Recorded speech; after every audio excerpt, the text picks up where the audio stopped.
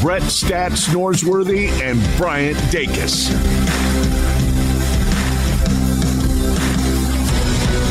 Welcome into Sportstime. Bryant and Brett with you. Landon Schmidt producing on a cold and icy Tuesday afternoon.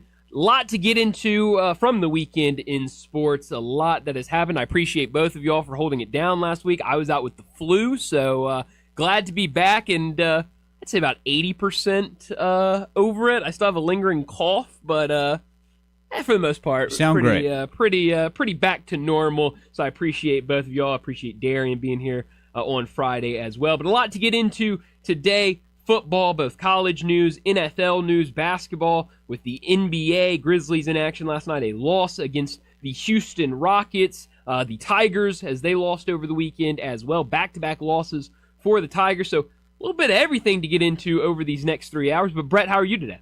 Brian, I'm well. 80% Bryant Dacus is better than 100% of most people. I'm glad you're back and feeling better. And when you need to cough, you cough. I know the feeling, but glad to have you back. Did you ever think you'd be so glad to see 38 and sunny? Yeah, no. Usually I'm dreading that type of weather, but on a day like today, it is much needed. Anything over 32 to break that freezing. I definitely need it. And definitely glad to see it out there. And it looked like on Friday that there was just no way to miss it.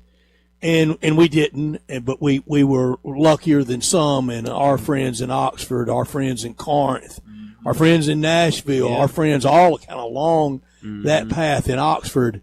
It was literally the ice version of Katrina. Yeah, it was to hit Oxford. Yeah, no, it was really bad, and you're right. I mean, we got a lot of ice here, but definitely missed the bulk of it. You mentioned kind of that line. I was seeing there were pictures going around of just a straight line, pretty much from Oxford up to Nashville, of people that were really affected by power outages. And you mentioned Oxford. Obviously, I know you know a lot of people down there. I know a handful of people down there, and just kind of hearing, Saturday morning, wake up and no power and don't really know when the power is going to come back on. So definitely a scary situation for a lot of people that got a lot worse of this winter storm. Just got the freezing rain for 10 hours, like a spring rain, and it just stuck to everything and has caused massive damage. There is nothing that has been that's not hit. Everything in Oxford that you're seeing on the internet and on the news, and then some, every street, every aspect of the university, everything you can think of. And Brian, I've talked through the years so much about how much I love the Grove, and I think it's the best tailgate spot in all the country, my favorite place on earth. I think the best place on earth.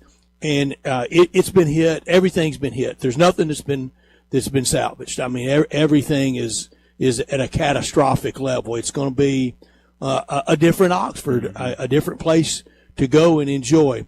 But I've also always consistently said that it is so much more than the beautiful buildings and the beautiful trees and the beautiful flowers and the beautiful clothes on game day. It is the people. It is the people that have treated me as kindly, and I have been treated very well in my life by about everybody I've ever dealt with, near and far. But I have never, ever been treated better than I have been treated in my 18 years at Ole Miss. And it's the people that have made it. And those people will be strong. Those people will be resolute. They're on the business end of chainsaws every waking moment. One catastrophic story. People wouldn't know who I'm talking about. So I'm not going to throw their name around, but this person, the tree damage into his house, they had to throw chainsaws and people shinny into his house, climb into his house to cut down pines and trees inside your home to then, start the process of getting back out. It's every story that you can imagine. Nothing has been salvaged. It is everywhere. Street lights, street poles, main grid, secondary grid, trees, big and small, old and young, evergreens, oak trees, everything. It has been hit. So, and fortunately, in the sports aspect, Ole Miss had the week off. They had the Tuesday, Wednesday game off this week.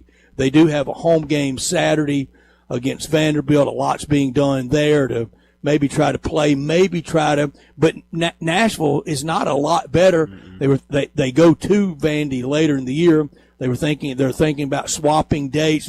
They're game planning everything, but the main thing, there's just so many still without power, without heat. Yeah. That's the first things first. But we were fortunate in Shelby County and DeSoto County, Eastern Arkansas, to not be hit like through that area. Yeah, absolutely, and definitely prayers out to those people, everyone who's been affected by this. And you mentioned a lot of games that have been postponed, really all across the sports landscape. The Grizzlies were involved there with a game against Denver on Sunday that had to get postponed. A lot of college right move games. Made. Oh, it was definitely the right move. Still infuriating. The American did not do anything more to help the University of Memphis. It is so sad that the commissioner of the American did not do that to extend that stay, the expense of it, the unknown aspect of it for everybody on that traveling party. Pure disgraceful by Wichita State, and more so by the American to not step in and say, Wichita, you're playing that game at 2:00 on Friday. What they had 3,800, 4,000 at the game. They're not drawing. They didn't draw any more on Saturday than they would have drawn on Friday. That is secondary at best. And to put the University of Memphis out like that, as I said repeatedly on Friday, one of these days, Wichita, you're going to need a break, and what goes around comes around. The big wheel keeps spinning around. Yeah, no, it was weird because it wasn't like no games got canceled in the American, and they just kind of laid out this blanket of we're not moving anything, we're not changing. Pretty much every game got moved around, got changed. There were a handful of games Friday during the day from the American. So, just really weird that they couldn't work something out to get that game played on Friday. Tiger basketball team finally able to get back home last night after staying in Wichita, like you mentioned. So definitely weird. Go to the Grizzlies game. I don't know why they waited so long to make the decision. I mean, it wasn't until like 12:30 that they officially announced that 2:30 game was going to be. Denver was here, sure, and that made it tougher. And the NBA, very slow to ever cancel, move around. Although they've had to. In other places, the Grizzlies didn't. They did a one-day trip to Houston. Yeah. Well, they went down. I don't know when they came back. They come back last night or today. I know they went down, and that is very rare for the NBA for you to travel and play the day of. The NBA they want you there the day before, if at all possible, for wild circumstances. But Sunday, it was a little late. I don't want to be too rough on that, though. I will. I mean, you had all those people that worked the game get down there. I mean, they were true. probably that already is very there. True. And, I mean, you let them go out there and risk their safety to try to true. get down there. When you knew at 8:00 in the morning that the game was going to be unplayable. The roads were bad. I really don't care if Denver's here or not. I mean, I hate That's that for them. Point, Brian. But let's worry about the people that are going to be affected by this. And it just felt like a lot of those people. I'm not saying all, but a lot of those people. That second, sometimes even third jobs for them on Friday night. Nice young lady that helps with the elevator that I'm in a lot, and she was telling me that she came to work on Friday night and her heat had gone out on Friday. Crazy. I said, you won't be able to survive. Yeah. And has a little child. I said, you need to be on that property manager constantly. We got to get this heat on now. I mean, you couldn't. So that and a lot of people like her in her situation, I know for her it is a second job. And for some, it's second and third jobs. So you are right about that. They should have had a lot bigger heads up. There are a lot of Grizzly stories. Yeah, there are. I won't say anything bigger or not because it's all pretty big. And the old saying of it's a recession when your neighbor loses their job. It's a depression when you lose your job. Yeah. It's really bad when you're sitting at home and you're seeing people without heat and without power. But it's even worse when you're not even watching on TV because you're the one. That's right. So I don't want to gauge the levels of worse for those people that did make that sacrifice Sunday and do work that hard it's all already hard on them. But in the Grizzlies world, this story breaking today, and Brian, I have learned more and more about the place where it really originated, and the news outlet that broke the story about Robert Pera. Are you familiar at all with Hunter Brook? No, until the Pablo Torre finds out, where we kind of all learned about this. I was not familiar at all with Hunter Brook. Hunter Brook is the place. Their Twitter bio says accountability, news, and investigations. No ads, no paywalls, etc. And they broke the story about Robert Pera, who owns Ubiquity, and his company, a $34 billion Wi-Fi giant, a youngest team owner in the NBA in 2012. And, we've learned more and more about him. We don't see him ever. Yeah. Now helping with that Wi-Fi company with Russian drones in targeting, according to these stories, and other places have now picked up on it. ESPN is almost last to it. Nothing at all yet at ESPN, but it goes on that they're helping in some of the drone attacks on civilian sites in the Ukraine, and the whole issue of, does this violate sanctions and things like that, whether it does or doesn't, and it very well could. And if it does, there could be serious legal ramifications for Robert Pera. Never mind NBA and trade deadline and things like that. It could be serious legal matters. But for Robert Pera and for the NBA to be described, this is the description of some of the authors of stories, as a crime against humanity and a war criminal. Yeah. Adam Silver can't like this at all. No, he can't. And I'm sure he doesn't like Pablo Torre very much, because Pablo Torre continues to find out things about the owners of teams in his league. This isn't great. And Silver's always the last to know. No, it feels like he really is at times the last to know. But just a really interesting story and investigation. You mentioned Hunter Brook Media. It was their reporter Sam Koppelman who was on with Pablo Torre, and really laid all of it out of how the Russian military prefers Ubiquity. It's their preferred Wi-Fi antenna of choice to go out and be able to kind of fuel really the front line of a lot of what they're doing in Ukraine right now. And it all kind of really boils down to how they're getting this equipment, and really kind of what Robert Pera is aware of his products being used by the Russian military.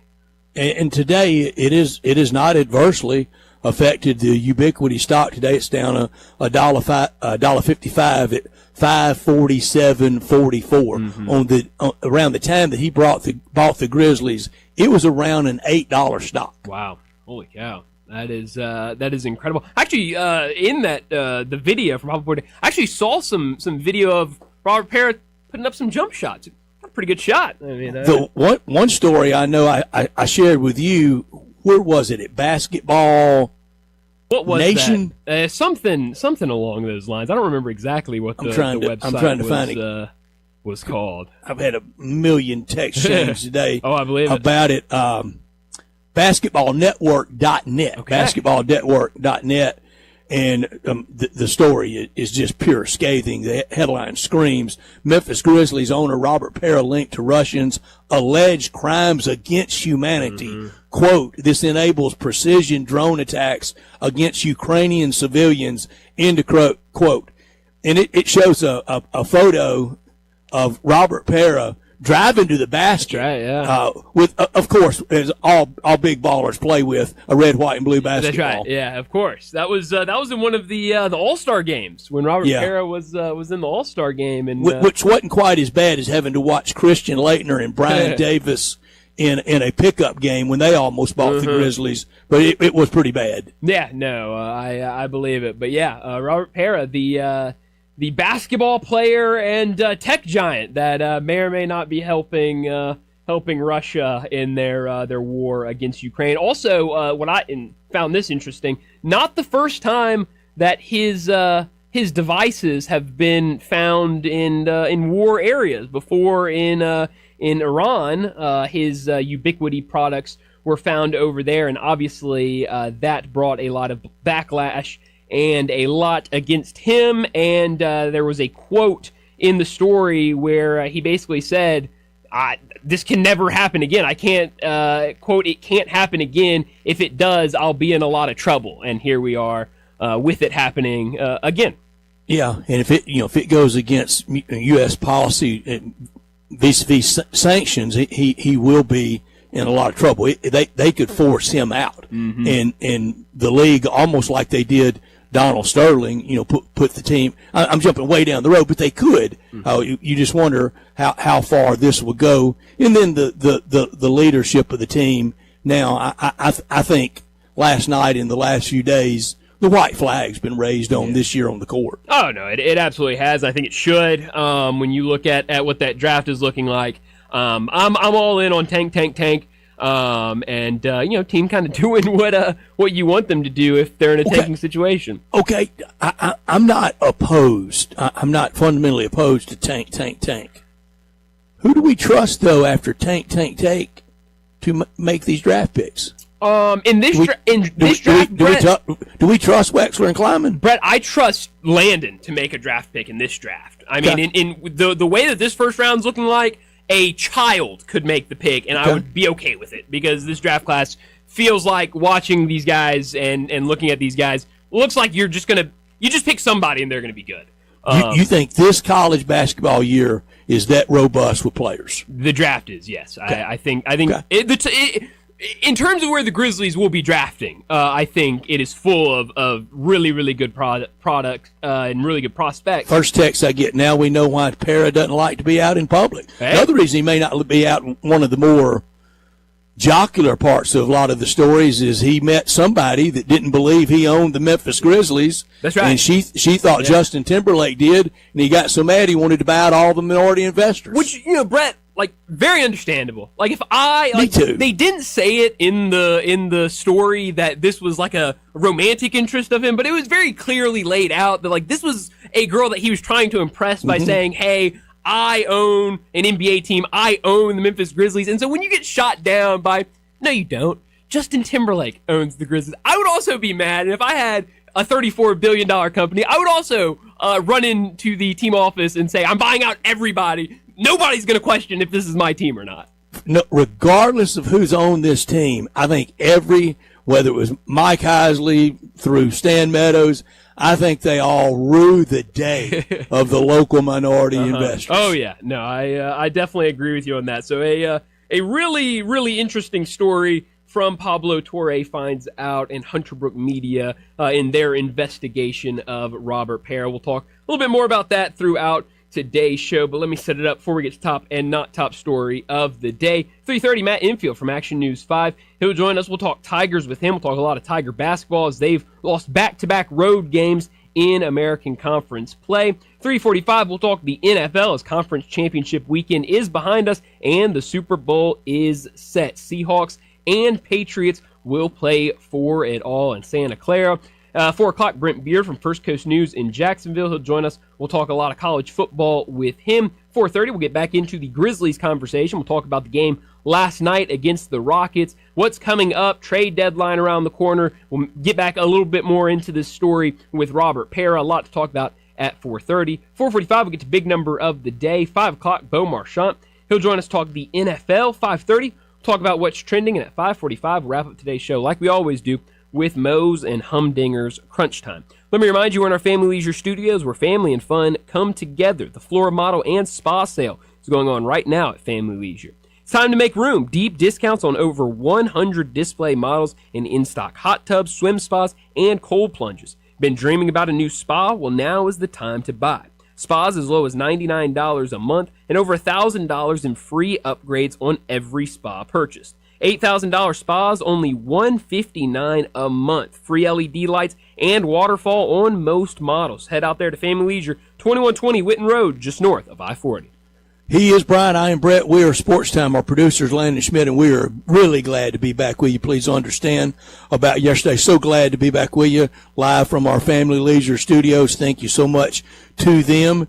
And we want you to join us at 901-360-8255. That's the Sissy's Log Cabin text and talk line. Hit us up on all things to catch up on, whether it's Grizzlies or Tigers or college basketball or Super Bowl 60, the big game. It is set. We would love to hear from you at 901-360-8255 at the Sissy's Log Cabin text and talk line. This hour brought to you every day by Lexus of Memphis at 2600 Ridgeway and online at lexusofmemphis.com. Great offers on all 2026 models and always special leasing options. Drive in luxury and confidence, knowing that every new Lexus comes with complimentary first and second maintenance services. You can call them at 901-334-9673, but they invite you to stop by the only Lexus dealership in town at 2600 Ridgeway, and that's where you can put yourself in the driver's seat of the all-new 2026 flagship LS500, and you'll be looking, and you'll be driving in style. When you purchase a Lexus, you get top-of-the-line engineering and design, and that makes for the safe luxury driving experience.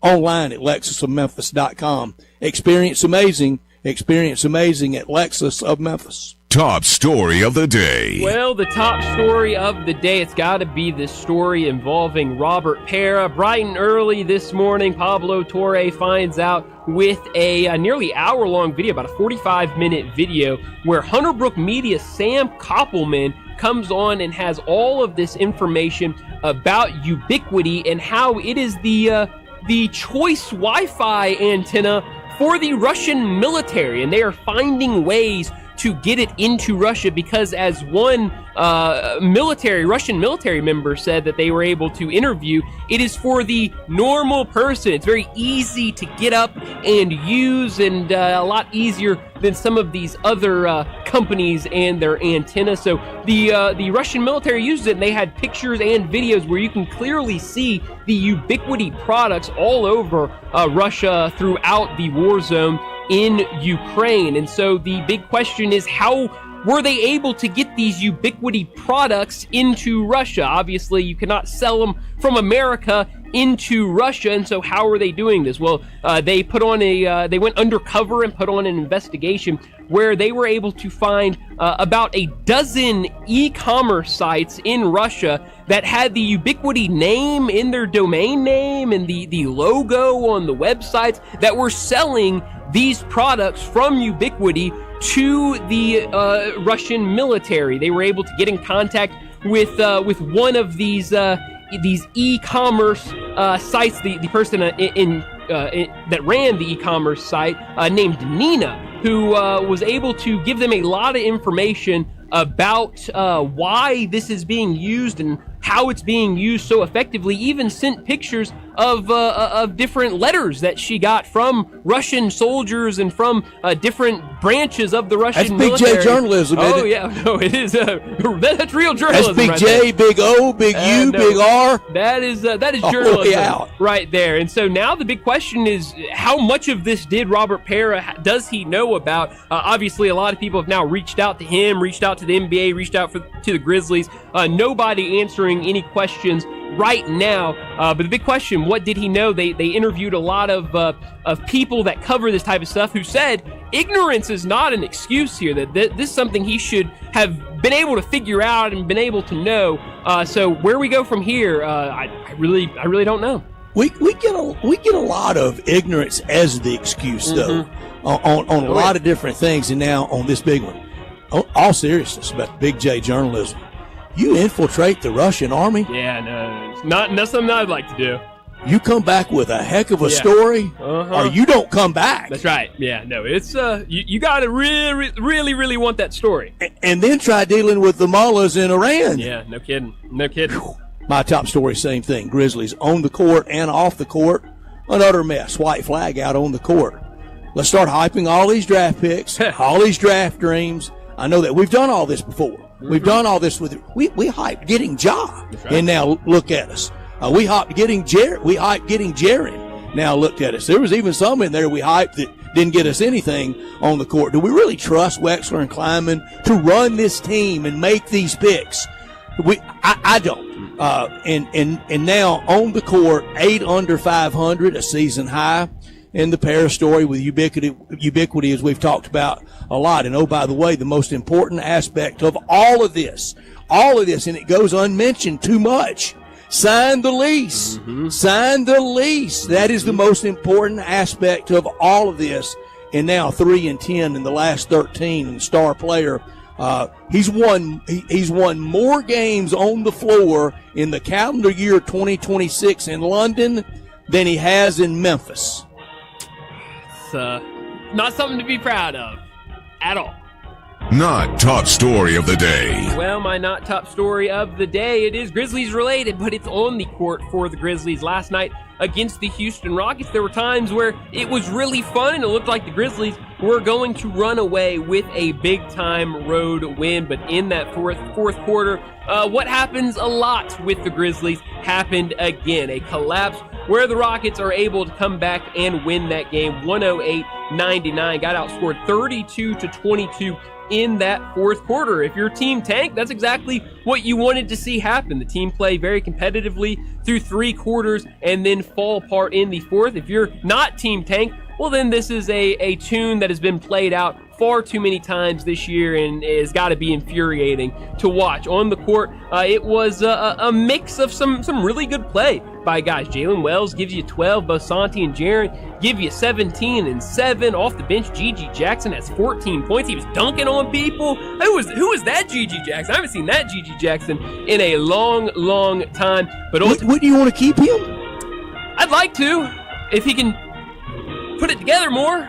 I just haven't seen him put it together more. They fell in, same bunch. I don't trust drafting. Fell in love with him 2 years ago. They fell in love with him, and were able to get him in there on a second-round pick. But the big issue last night was the defense. Grizzlies not able to stop Houston at all, allowing them to shoot 45% from the field, make 11 three-pointers, and ultimately win that game last night. Now the Grizzlies, they'll turn around Wednesday night, play Charlotte, and that's a Charlotte team playing really well. Had a big win over the 76ers yesterday, so we'll see what happens in a home game. My not top story, even for Hot Take TV, this one wins a special prize in 2026. I don't know if lower third Chiron can ever top this. This morning, I'm watching Hot Take TV. Sure. I'm watching First Take. That's the one with Chief Clown, Stephen A. on it.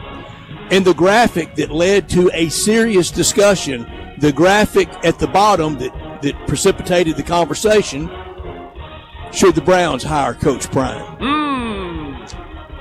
I mean, based on what? That Alamo Bowl appearance he had with Shedeur? Well, Brett, the Browns quarterback, I mean, he's going to the Pro Bowl. Does that mean he is a Pro Bowler? I'm going to say he's a Pro Bowler. I mean, why not, right? Like, he's a Pro Bowler. I don't know if it goes down as an official Pro Bowler. I don't agree, but he's a Pro Bowler. He's a Pro Bowler. But he did get his number retired at Colorado. He did. For a 9-4 team and an Alamo Bowl loss to BYU. That's right. It was a loss, wasn't it? Yeah, no, that's crazy. I would not be hiring Coach Prime. Coach Prime has shown nothing. I love Deion Sanders. Love Deion Sanders. He has shown nothing as a football coach to get an NFL job. And remember when he was going to reinvent football? That's right. Yeah, no, he was going to reinvent it all. But that'll do it for top and not top story of the day. Let's go ahead and get to our first break. And when we return, we're talking Tigers. Matt Infield from Action News 5. He joins us now. Add a little fun to your lunch break. Join Johnny Radio for Sports 56 Happy Hour from 11 to 1 every weekday on Sports 56 and 98.5 FM. Chris Price here with Metro Builders, your roofing and restoration resource. With single-digit temperatures and ice moving in, frozen pipes and ice dams don't give you much time to react. A busted pipe can flood walls, ceilings, and floors in minutes, and the real damage is often hidden behind drywall, insulation, and cabinets. That trapped moisture can lead to mold fast. Right now, Metro Builders Memphis is delivering immediate emergency water mitigation and response day or night. We can stop the water, document the damage, and help prevent long-term issues before they spread. If you see water stains, sagging ceilings, or active leaks, don't wait. Call us before mold spores spread. Call me. 901-375-1717, 375-1717. That's 901-375-1717. Metro Builders, your roofing and restoration resource. Metro Builders, we don't just build, we build world class. Book us online at metrobuildersmemphis.com. metrobuildersmemphis.com.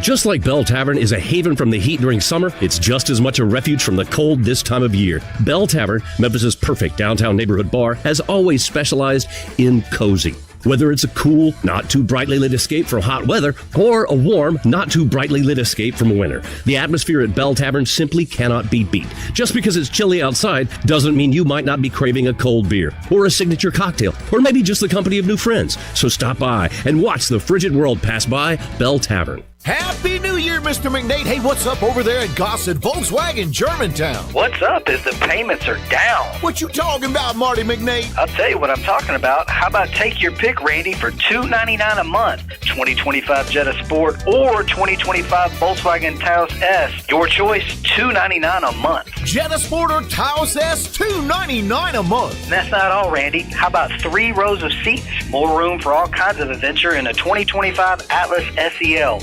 $499 a month or get $7,000 off MSRP. Come see me, Marty McNate, at Gossett Volkswagen Germantown, 7420 Winchester Road, or shop online at GossettVWG.com. And remember, your future is what you make of it. That's Gossett Volkswagen Germantown or online, GossettVWG.com. All 36-month lease, Jetta SN 104-280, MSRP 26,426, Taos SN 06162, MSRP 27,011, Atlas SC 53,9735, MSRP 51,546, includes all rebates and incentives, PFA 95, excludes tax, non license, approved credit, CD, for details, offer valid through dealers.com.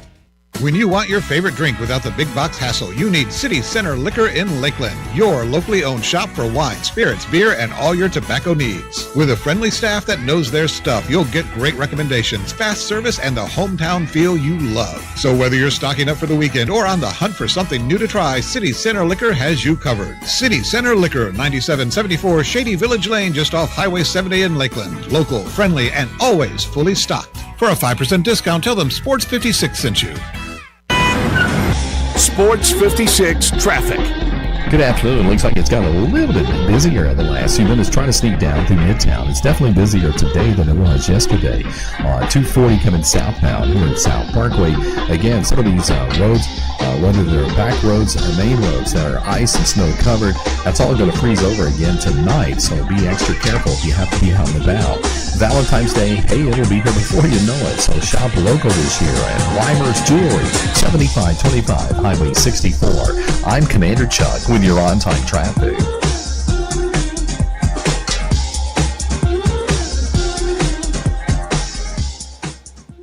Now back to Sports Time on Sports 56 and 98.5 FM. This hour is brought to you by Lexus of Memphis. Here are your hosts, Brett Stats Norsworthy and Bryant Dacus.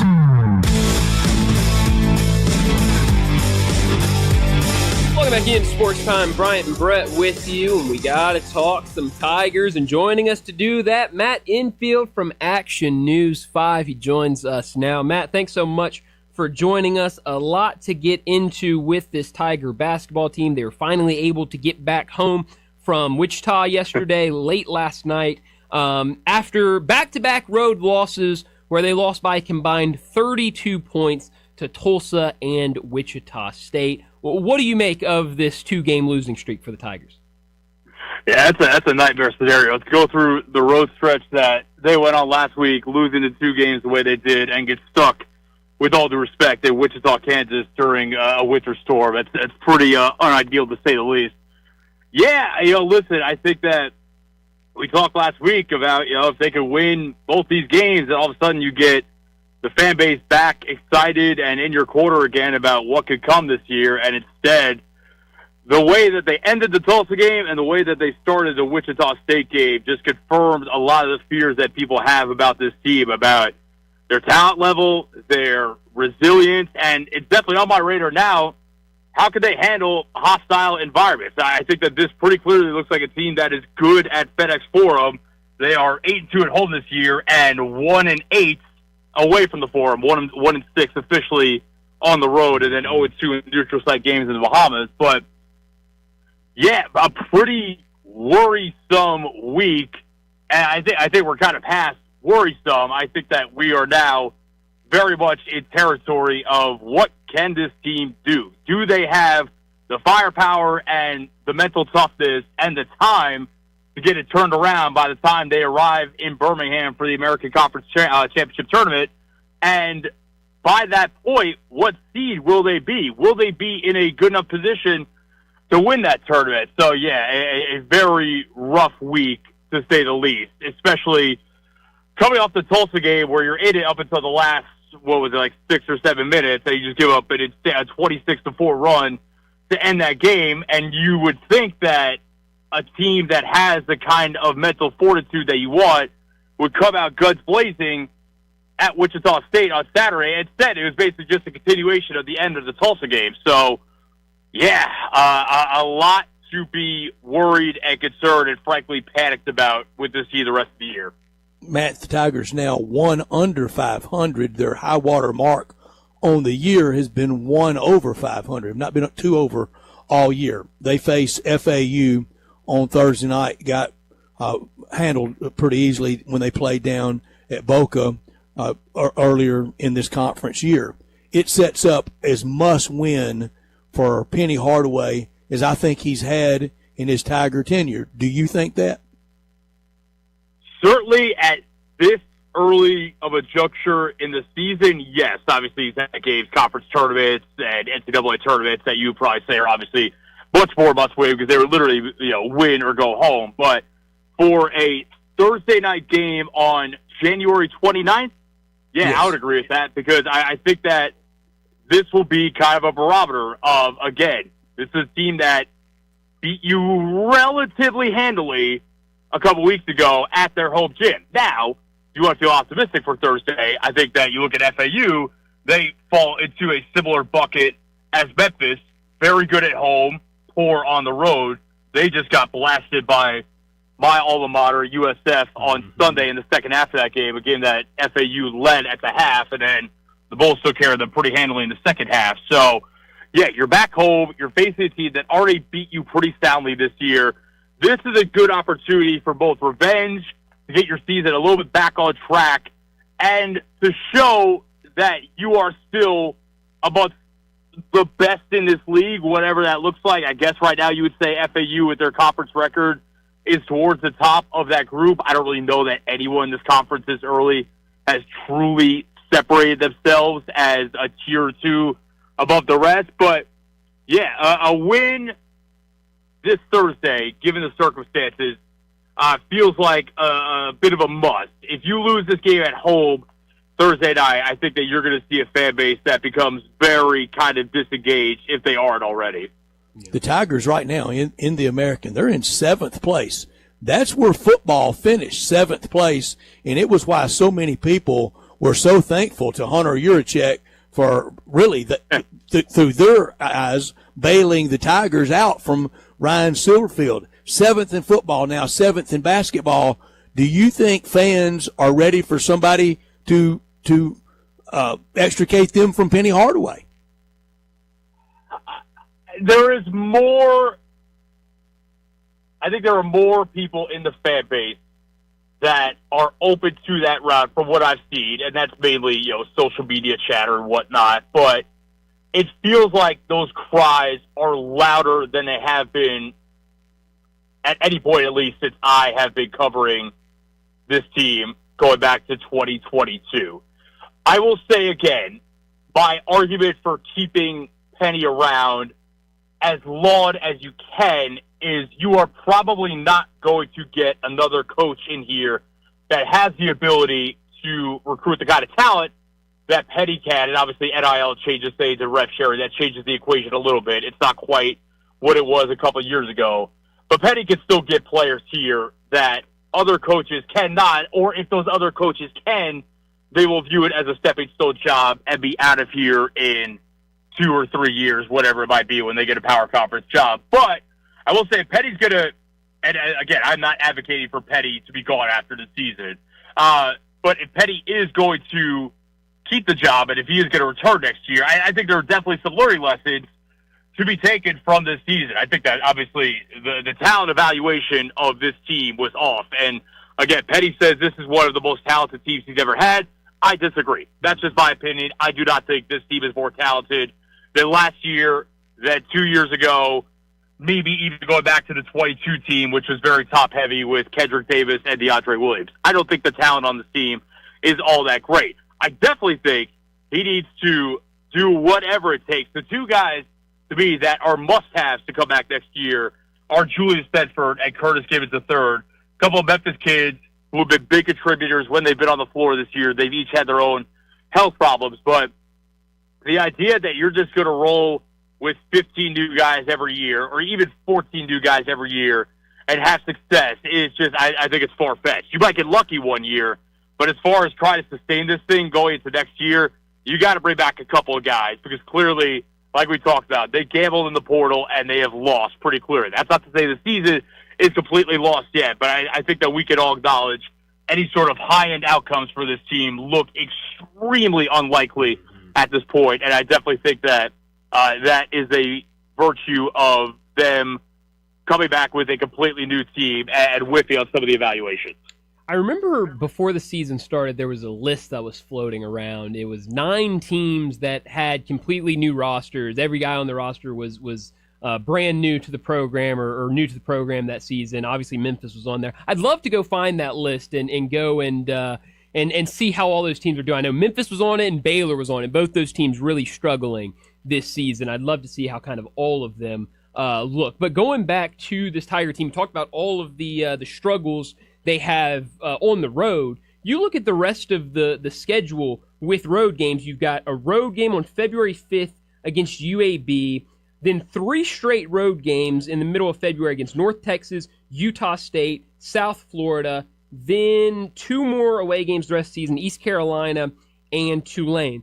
Outside of maybe East Carolina, because they are just one of the worst teams in the entire conference, I don't have faith in Memphis winning any of these road games based on what we've seen this team play on the road.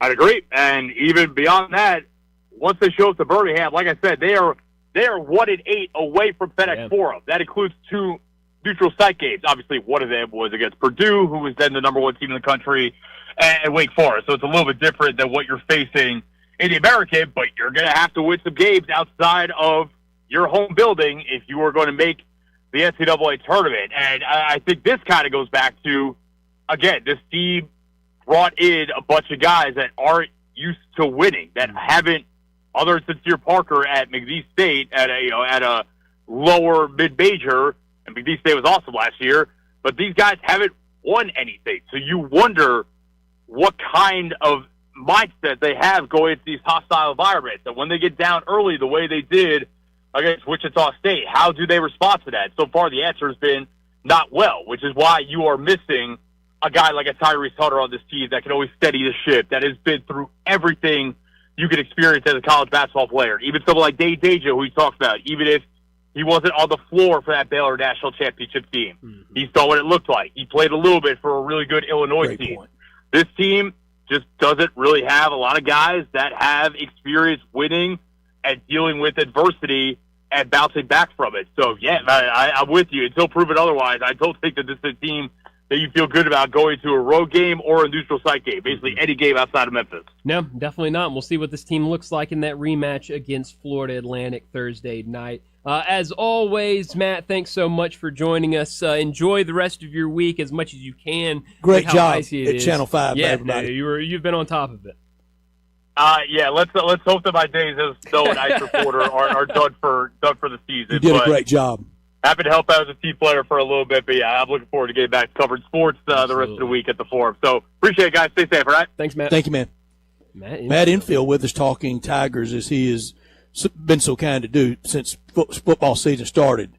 7th place in the American. Crazy. Bryant, that is stunning. No, it's hard to believe, but hey, that's what happens when you lose back-to-back road games, and you look at the rest. We talk about it all the time. This American, it just feels like any given day anybody can win in this league. And Matt mentioned that Florida Atlantic and South Florida game from I think that game was on Sunday. I mean, that was a game where I think FAU was up in the first half, and then in the second half, USF comes out and just rallies around and, I mean, ends up winning by almost 20 points. So, it is a very weird league, and maybe that helps you if you're the Tigers because it is so volatile. But right now, the way this team is playing, I mean, I have their KenPom page pulled up.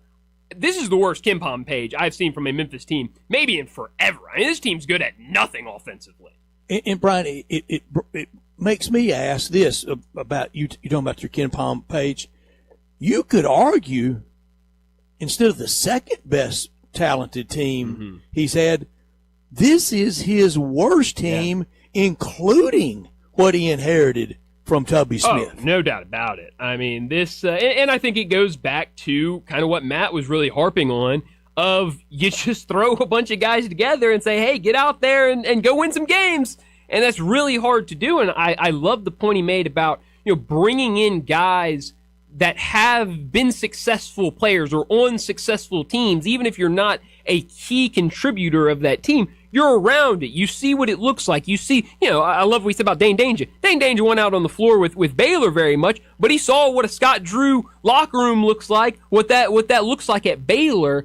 A lot of these other players where they were from, they saw that day in, day out, and then when they're given that bigger opportunity, they're able to go out there and capitalize on it. And so, yeah, even going back to those Tubby teams, I mean, those teams had been together. They knew each other's strengths. They knew how to play as a team, and this team very clearly doesn't. Pre-game on Saturday, Coach Hardaway, again, talking about the game and the team, he said he wanted to go back to being Memphis. Then post-game, he goes back along those lines talking about, I'm from Memphis. I'm Memphis. Brian, what does any of that mean? I really couldn't tell you, Brett. I really don't know. A lot of times that's just, coach speak for, we want to get back to our identity. It's sophistry. But, yeah, it's akin to all the smoke. That's right. No, it absolutely is. And that, honestly, Brett, when I saw that quote, I didn't hear it, but I saw it being tweeted out and different people talking about it. It seemed like a kind of desperate plea of let's rally around this team. And I think it's going to be really hard to rally around this team because they're not very fun to watch. Going to be very difficult. Attendance has gone down every single year he's been coached. This year has been nightmarish. If you want to believe those box score numbers, go ahead and tell me all about the Easter Bunny. Yeah, that's right. That's right. But yeah, no, it's been really bad this year. And the games themselves, the way the teams are playing, Matt even brought up, we were talking about that road record. The one road game Memphis won was against Rice in a game where they trailed by 13 points in the first half and had to rally back and win that game in the second half. So this team's just not been good on the road. They've been better at home, and obviously it's going to be a big one against FAU on Thursday. I think it's a tad bit premature, but the whole football coaching number, does the rest of the year, does Penny Hardaway have a number? Number of wins he must attain, or Ed Scott. And I said when the Ryan Silverfield moves were made, or when Ryan Silverfield left for Arkansas, to the glee of almost unanimity, almost 100% people glad that they were losing a seventh-place coach that lost to UAB. Now, he did beat Arkansas, so I guess that was enough for Hunter Yurchek. But I said Ed Scott has had this is nothing compared if he has to make a move next March. Is there a number for a move? Yeah, I don't think with Penny Hardaway. I mean, we talk about it all the time. With Penny Hardaway, it's certainly different. So I don't know if there's a number. If his buyout is more than 2 years, that's a scandal. Yeah. There's just no way they should have been adding years to him the last few years. No, but yeah, again, we go back and talk about, Ryan Silverfield's contract and how he, got a year added to his contract with just winning X amount of games. So I don't know what Penny Hardaway's contract looks like, if there is something like that in there. I just really don't know. So it's going to be weird to see how the rest of the year plays out, and definitely circling those 3 straight road games in the middle of February at North Texas, at Utah State, and at South Florida. It's going to be very, very difficult for this Tigers team. But this Thursday against Florida Atlantic, a rematch on that game where they lost 89-78. Let's get to another break, and when we return, we're talking the NBA. Broadcasting from the Family Leisure Studio, we are Sports 56 and 98.5 FM. Running a business is hard enough, but cleaning a business? Your time's too valuable for that. You need Hilo Commercial Services, dedicated professional cleaners with 15 years of cleaning experience. Hilo customizes your cleaning needs, and you get the JRD guarantee. We clean until you're satisfied. Shopping center, retail spaces, medical, legal offices, Hilo cleans it all. Visit MrCleanTeam.com. That is MrCleanTeam, MrCleanTeam.com for Hilo Commercial Services. When the deals drop at Kohl's, you feel it. You see up to 50% off end-of-season must-haves, plus up to 85% off clearance favorites. And suddenly, your whole world narrows to one thought. Must shop now. Your to-do list gone. Your dinner plans forgotten. It's just you and your cart gliding through the store. Yeah, Kohl's deals will do that to a person. Save in-store and online now. Select styles. Some exclusions apply. See store or Kohls.com for details. Sorrento SG 405-837, MSRP 34,275. Sportage TS 727180, MSRP 31,865. EV9 TGO 2190, MSRP 60,930. Includes all rebates and incentives. PF 895 must finance through KFA. Excludes tax title and license with approved credit. Dealer stock only. See dealer for complete details. Offer valid through 2/2/2026. Hey, Jeff Allen, I hear you're making every mile count at Gossett Kia South Mount Moriah. You got that right, Randy. Take your pick. 2025 Kia Sorrento LX or a 2026 Kia Sportage Hybrid LX, $297 a month. All 24-month lease, $39.95 due at signing. Plus the all-new 2026 EV9, $12,000 off or 0% for 60 months available. Let me run that down again. Take your pick. 2025 Kia Sorrento LX or 2026 Kia Sportage Hybrid LX, $297 a month. Plus the all-new 2026 EV9, $12,000 off or 0% for 60 available. So whether you live in Horn Lake, South Haven, Olive Branch, or Memphis, you'll be happy at Gossett Kia on Mount Moriah. 2680 Mount Moriah or KiaMountMoriah.com.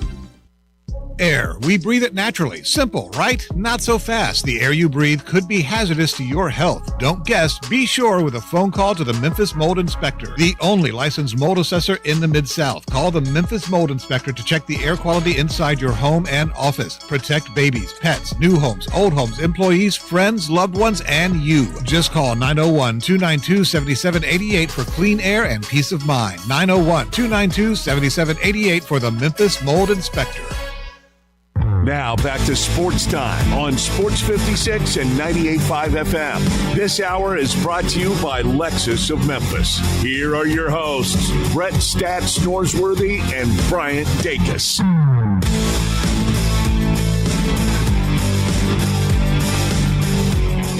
Welcome back into Sports Time. Bryant and Brett with you. We got to talk the NFL. And, Brett, we were dangerously close to a Jarrett Stidham Super Bowl. Way too close for my liking to a Jarrett Stidham Super Bowl. I contend, and I can't wait to visit with Bo Marchand about this, I contend that if Sean Payton, one of the greats of all time, strolling right into Canton first ballot when he's up at the end of his coaching career, and I think he might be headed to a Super Bowl with a healthy Bo Nix. I think his own hubris got him. You could almost feel I'm running my full offense with this backup quarterback no matter what. I'm a certified genius, and I'm going to show him I can win with Jarrett Stidham when I'm watching the game going, shut the playbook down. Do the little things with him. You're asking him to do way too much. Yeah, no, he definitely was, and I was praying that he would continue to do that, because I felt like that would lead to a New England Patriots win eventually. Because early on, I mean, it looked like it was going to be anybody's game, and the Denver's actually kind of moving the ball well, and Patriots can't really get anything going. That Broncos defense was unbelievable, especially early in that game. And then the snow just starts coming down, and then you're like, okay, well, now the entire game is different. And you're right, even then with all the snow, it still felt like Denver was just trying to do their thing. And, you had the play where, he's going to go for it on fourth down when he was in field goal range. And a field goal very clearly with the final score would have changed things. So yeah, I mean, it was really weird for Sean Payton, and I think you're right. I think didn't really want to change much with a backup quarterback in there. I'm going to show him. That's what it felt like to me. Yeah. And watching that game, I know with Stidham instead of Bo Nix, but even with the Patriots, I'm going to get to it in the next week and a half. I think Seattle blows their doors off in Super Bowl 60. But I'm watching the AFC game, and I'm really thinking a lot of the game. These are the two best teams in the AFC. Yeah. Well, and I don't think the best, but got to this point. And They did. That's what happens when you 9-0 on the road for New England. Yeah, I mean, New England has been really impressive this year. Obviously, Sunday was not one of their more impressive games. If they go on and win it, where will it rank in would be the, seventh Super Bowl win all time for New England? That's right. They're clearly seventh. Yeah, no doubt about it. Now, we didn't know that first one with Tom Brady that he was going to go on and be that. I don't think Drake May is going to do that, but I think he's got a place in the NFL for a long time. I think this iteration of the Patriots can win more Super Bowls, and when we look back at whatever 2 or 3 time Super Bowl winners, we'll say this is the worst Patriots team that won. And Brady's first one was probably the worst. So it makes sense.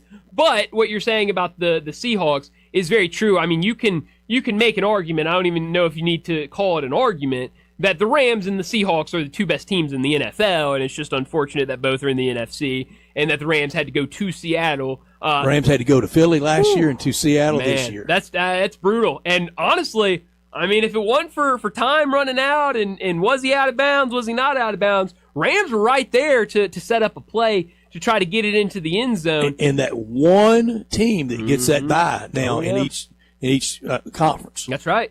So just to go from a really brutal, ugly, now it was fun watching the snow game of the AFC Championship to how intense and fun and up and down and both teams scoring that NFC Championship game was really, really interesting on Sunday. And shout out to the local guy, Kenneth Walker III, who will be playing in the Super Bowl here in a couple weeks, the Arlington High School product. Memphis with a couple guys on the Patriots as well, with Kobe Minor, who was Mr. Irrelevant in the 2025 draft, and then who else? Antonio Gibson, who tore his ACL in Week 5, also a part of the Patriots. So some Memphis flavor going to be in the Super Bowl here in a couple weeks. But we need to wrap up this first hour and get to another break. And when we return, we got to talk some college football. Brent Beard from First Coast News in Jacksonville, he joins us next.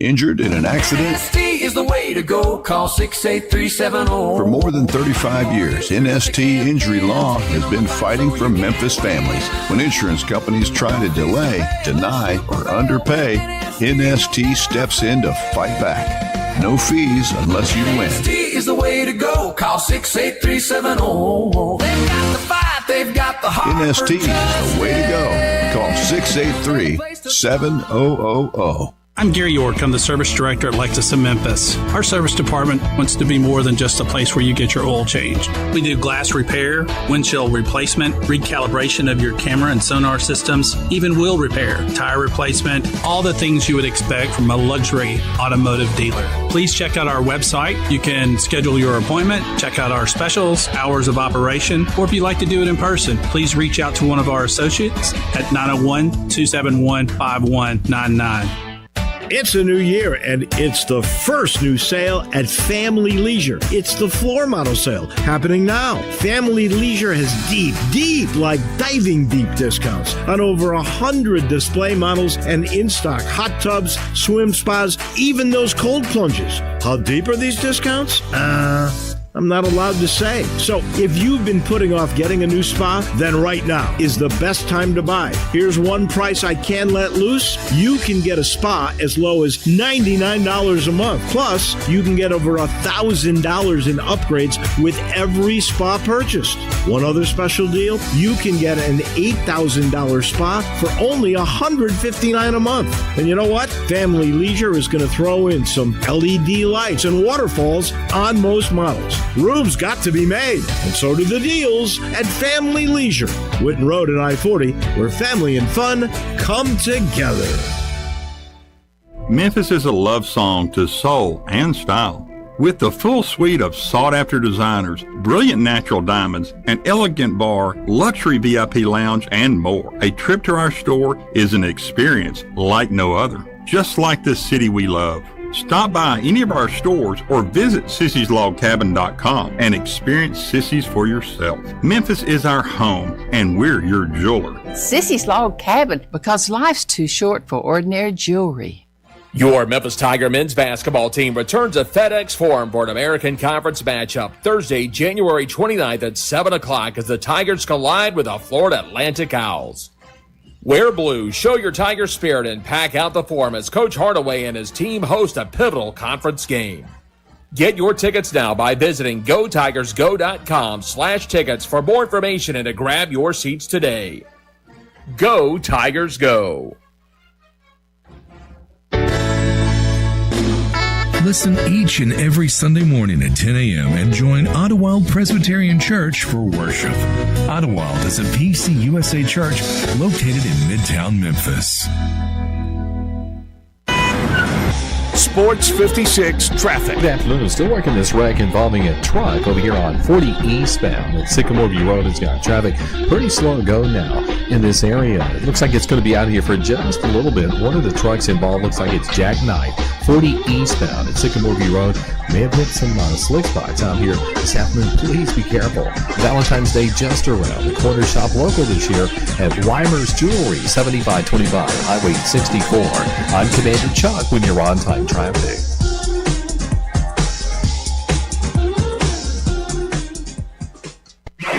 We are Sports 56, WHBQ Memphis, and W253DF Memphis with John Harden. Weekdays from 11 to 1. Now back to Sports Time on Sports 56 and 98.5 FM. This hour brought to you by Landers Ford in Collierville. Here once again are Brett Norsworthy and Bryant Dacus.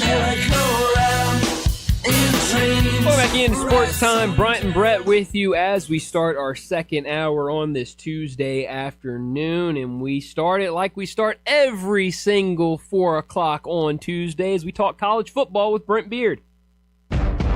College football talk every Tuesday with Brent Beard, Heisman voter, and on Twitter X at Brent Beard. SEC, ACC, AAC. We talk it all with Brent. Here's Brent Beard with Bryant and Brett. Brent Beard joins us now from First Coast News down in Jacksonville to talk some college football. Brent, thanks so much for joining us. A lot to discuss, but we do know what 2026 will look like for the college football playoff. Some changes made, but it will remain as a 12-team bracket. What did you make of that news on Friday? Yeah, I really was hoping it would go to 16. Guys, let me mention this real quick, and I get right back on that before I forget this. But there was a longtime referee, Eddie Conyers, who Brett probably either knew or certainly knew of. I knew a little. My nephew that was at Bama for 4 years knew Eddie well. Yeah. Well, unfortunately, he has died at the ripe age of 97, and my understanding, married for 77 years. Yeah, that's incredible. My understanding is, and help me on this, Brett. He was hired by Coach Bryant in the 60s, and he worked to preside over practice, officiate practice. How smart was that? Really.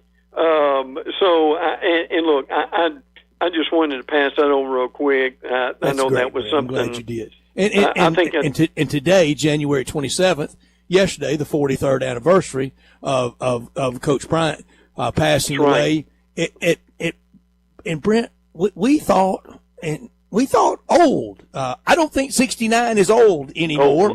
I sure don't think it's as old as I did. And I juxtaposed it him with Coach Bryant's passing and today's Eddie's. It was so very tight with Coach Bryant. And Eddie was so very tight with Coach Saban. They're all linked together for a lot of obvious reasons. And we wondered if Coach Bryant, if the Bear had a long retirement, he hadn't passed basically a month after coaching his last game right here in Memphis in the Liberty Bowl, what would it have looked like? There wasn't a game day then, but they had always had analysts on TV. I don't know if that would have been the right role for him. I know this. I don't think he'd be sitting by a guy on game day with his shirt off every Saturday. No, he wouldn't have. And Brian, I'm going to get back to your point in a minute.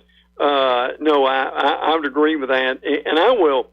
And Coach Bryant, don't you feel like Coach Saban a lot of times want to lean over and tell him, "Why don't you act like you're a grown man?" Yeah, absolutely. Hey, is there a game day where he keeps his shirt on the whole time? No. Well, there was one where just about everything came off. Oh yeah, I'm sure. That's when he dove from the high dive, I believe. Yeah, but it was vulgar. It was. It really was. But I do wonder if Coach Bryant had lived, would we have had and we don't know this, but he was very much for a playoff. And I really wonder. Yeah. He had, big for one. But Brad, if he had lived, I don't know, 5-10 more years with the prestige and the authority, if I can use that word, that he had, could we have had some semblance of a playoff sooner? I don't know. The intractability of the Rose Bowl that still a little bit lingers to this day on a lot of changes. Look, I love the Rose Bowl. I love its history. I love its tradition. And going to one really made me appreciate it more than I possibly ever could have without going to one. But, boy, they are stuck on that sunsetting in the San Gabriels, aren't they? They are. That just never ends. It really doesn't. And now, and please forgive me, Brian, but back to your question, which is extremely important right now. I thought they might go to 16 instead of 12, but the reality is the Big Ten to move. That you just. The incredible thing, now this is to Brad's point, Brian.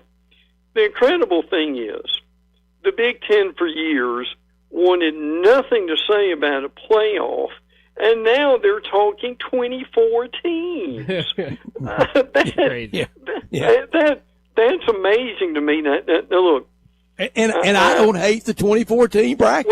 Well, and I agree with that. I don't know that I really love do. it either because this has been it was a long year. And listen, guys, you've looked ahead like I have.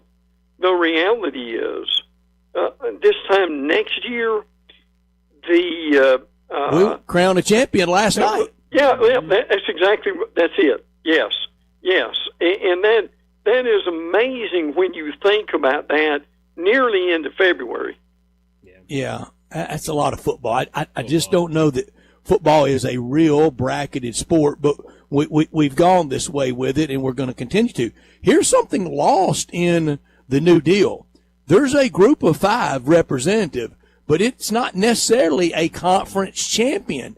It is the highest ranked G5 team, and that would have been Cincinnati a time or two. Even if you stumble in your conference championship game, here's for instance. Let's say Memphis. They're 12-0, and they go to the American. They host the American championship game to a 8-4 team, maybe even 9-3 team, and have a heartbreaker 27-24 and lose it. If they're still the highest ranked team, they'll still be the G5 team. You don't have to be conference champion. Yeah. Well, and see, for both of you, the thing that I've thought about here with this, and I love the playoff, and I think we need to go to 16 and cap it for a while at that point. But if we went to 24, is there, I'm being facetious here, but I guess I'm also not. Is there a chance, guys, if we went 24, that we could get somebody hot at the end of the year and make the playoffs at like 8-4? Yes, I think it's inevitable that we maybe not 8-4, but I'll go 9-3 for sure. Yeah, absolutely. Because we've had Ohio State get hot at the end of the year last year. We had Miami get hot and come up so close this year. Yeah. Oh, yeah, now absolutely. They weren't 3-loss teams. Ohio State was a 2-loss team last year, and Miami was a 2-loss team this year. Well, but I really have thought that if we went to 24, if that might not happen, if we may get a year to where we've got some chaos, and if you sure could have the situation where that team, say the quarterback gets knocked out and misses 2 or 3 games, early part October, you drop a game or two, then he's back, he gets hot, he gets rolling. You sure could have out of the back of the pack that if we go to that many teams. Now we're going to stay at 12, and the SEC. I don't. They got 5 in this year.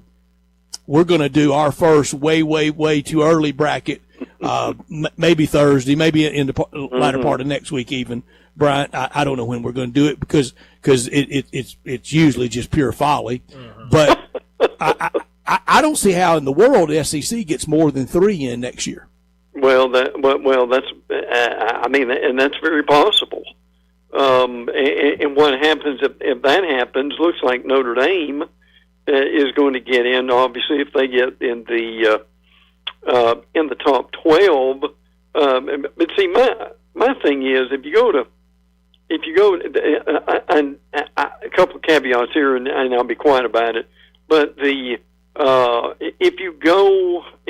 we'd have had 16 this year, Vanderbilt may very well have gotten in. And I listen, and I'm a little bullish on this. I still think that that this year it was Tulane and James Madison. I still say, guys, now they don't have to have 16, but go and do a 4-team, 8-team, 12-team playoff for these other divisions. Right now, the way they're set, you're never going to win a national championship unless something really odd happens. So why not take some of your better Tulanes and James Madisons, etc., have your own playoff and have your own champion? I don't see anything wrong with that. It would give them a chance to really finish the season on a high note. Yeah, I mean, it's interesting. Brett and I have talked about this, and I think the problem with that is, for some of these teams that haven't experienced college football playoff or these big time bowl games, then yeah, it's fine. But you think of some of these bigger group of 5 teams, how much are they going to want to go back and be kind of in this lesser playoff after they've experienced the college football playoff and experienced the New Year's 6 bowl games? I don't know if you're going to be able to sell that to all the teams. Well, and I hear that. I really do. But I just wonder, would winning your own national championship at that level be a big enough carrot for them to one day do that? Yeah, it's interesting. I think it certainly needs a conversation around it. Brent, this is a real tweet from a real reporter that I read today about college football. It was Ross Dellinger who tweeted out, Darian Mensah and Duke reach a settlement to release him from his contract. I think every week I'm going to have another tweet that just blows my mind that this is happening in college athletics, but Darian Mensah has reached an agreement with Duke. He's out of his contract. He's already down in Miami earlier this afternoon. I guess we have resolution on this, and Darian Mensah will be the quarterback at Miami next year. What have you made of this story and this situation with Darian Mensah and Duke and Miami? Well, I guess at least they were able to come to some kind of an agreement on it, which is probably better than them going and Duke just leaving, or the quarterback from Duke just leaving, going to Miami, and you know, it end up being non-ending court cases with that. I guess. How can I say? Help me on this, Brett. Here's my problem with this. At some point, and we've all broke contracts because of one reason or another. But at some point, when you sign a contract, shouldn't that mean something? And that you stay where you are. If I'm wrong about that, tell me. But I'm just I don't. We're in a different day and a time, and I don't want to be the old guy who yells at the cloud. That's not what I'm trying to do here. But you're not. I'm just wondering if we're past that now. Well, I mean, Brent, you're not being passe. You're not being old man yelling at the clouds. You're only going to one of the fundamental aspects of our country, and that is contract law. Yes. Crazy. I mean, it's one of the things that separates us from banana republics. Sure, it does. Oh yeah, absolutely. But I mean, I see that now. And look, when we were, and again, I'll be careful about this, but I mean, when we were growing up, contracts like this, can they be amended? Sure. But there were times where they were almost ironclad, and you had to go the length of the contract, then you could do something else. So for a lot of things, whether it was an arrangement to play a game or a coaching salary, and now even this, and it cracks open the Dabo Swinney irritation, aggravation. Does he look like an old man yelling at the clouds? Is he not? Has Dabo not heard about what college football is like the last 4 years? I'm sure he has, but boy, he had a rant against Pete Golding of Ole Miss that was really even above anything I'd heard him say before. Yeah. Look, I don't know if there would be anything settled with that. Necessarily, but I think the problem with Dabo sometimes is Dabo does it so much. Do people quit listening to him? Do they? My answer is yes. Yeah. What is your answer? Probably the same. Yeah. I would probably agree with that. Boy, it'd be too rich in that 8-9 game next December. Clemson and Ole Miss meet, whether it's at Death Valley or in Oxford. It would be great, wouldn't it? It would. Yeah, that'd be amazing. Will we have armed guards on both sides? Brian, in fact, in our first way too early, that's usually folly, I'm going to have that as my 8-9 game. There you go. I love it. I'm going to hold you to it. How about that? That's great. Brent, Arthur Smith coming to college football. He's going to be the offensive coordinator at Ohio State, and they've just been kind of cycling some big names at the offensive coordinator position at Ohio State lately. What do you think Arthur Smith, the former NFL coach, will be like as an offensive coordinator? Right now you would think that because of the wackiness of the collegiate ranks, that guys in the NFL would just think, hey, I got it made and I'm not going to move, and this is the way it ought to be. But I think we're seeing some of the guys coming back.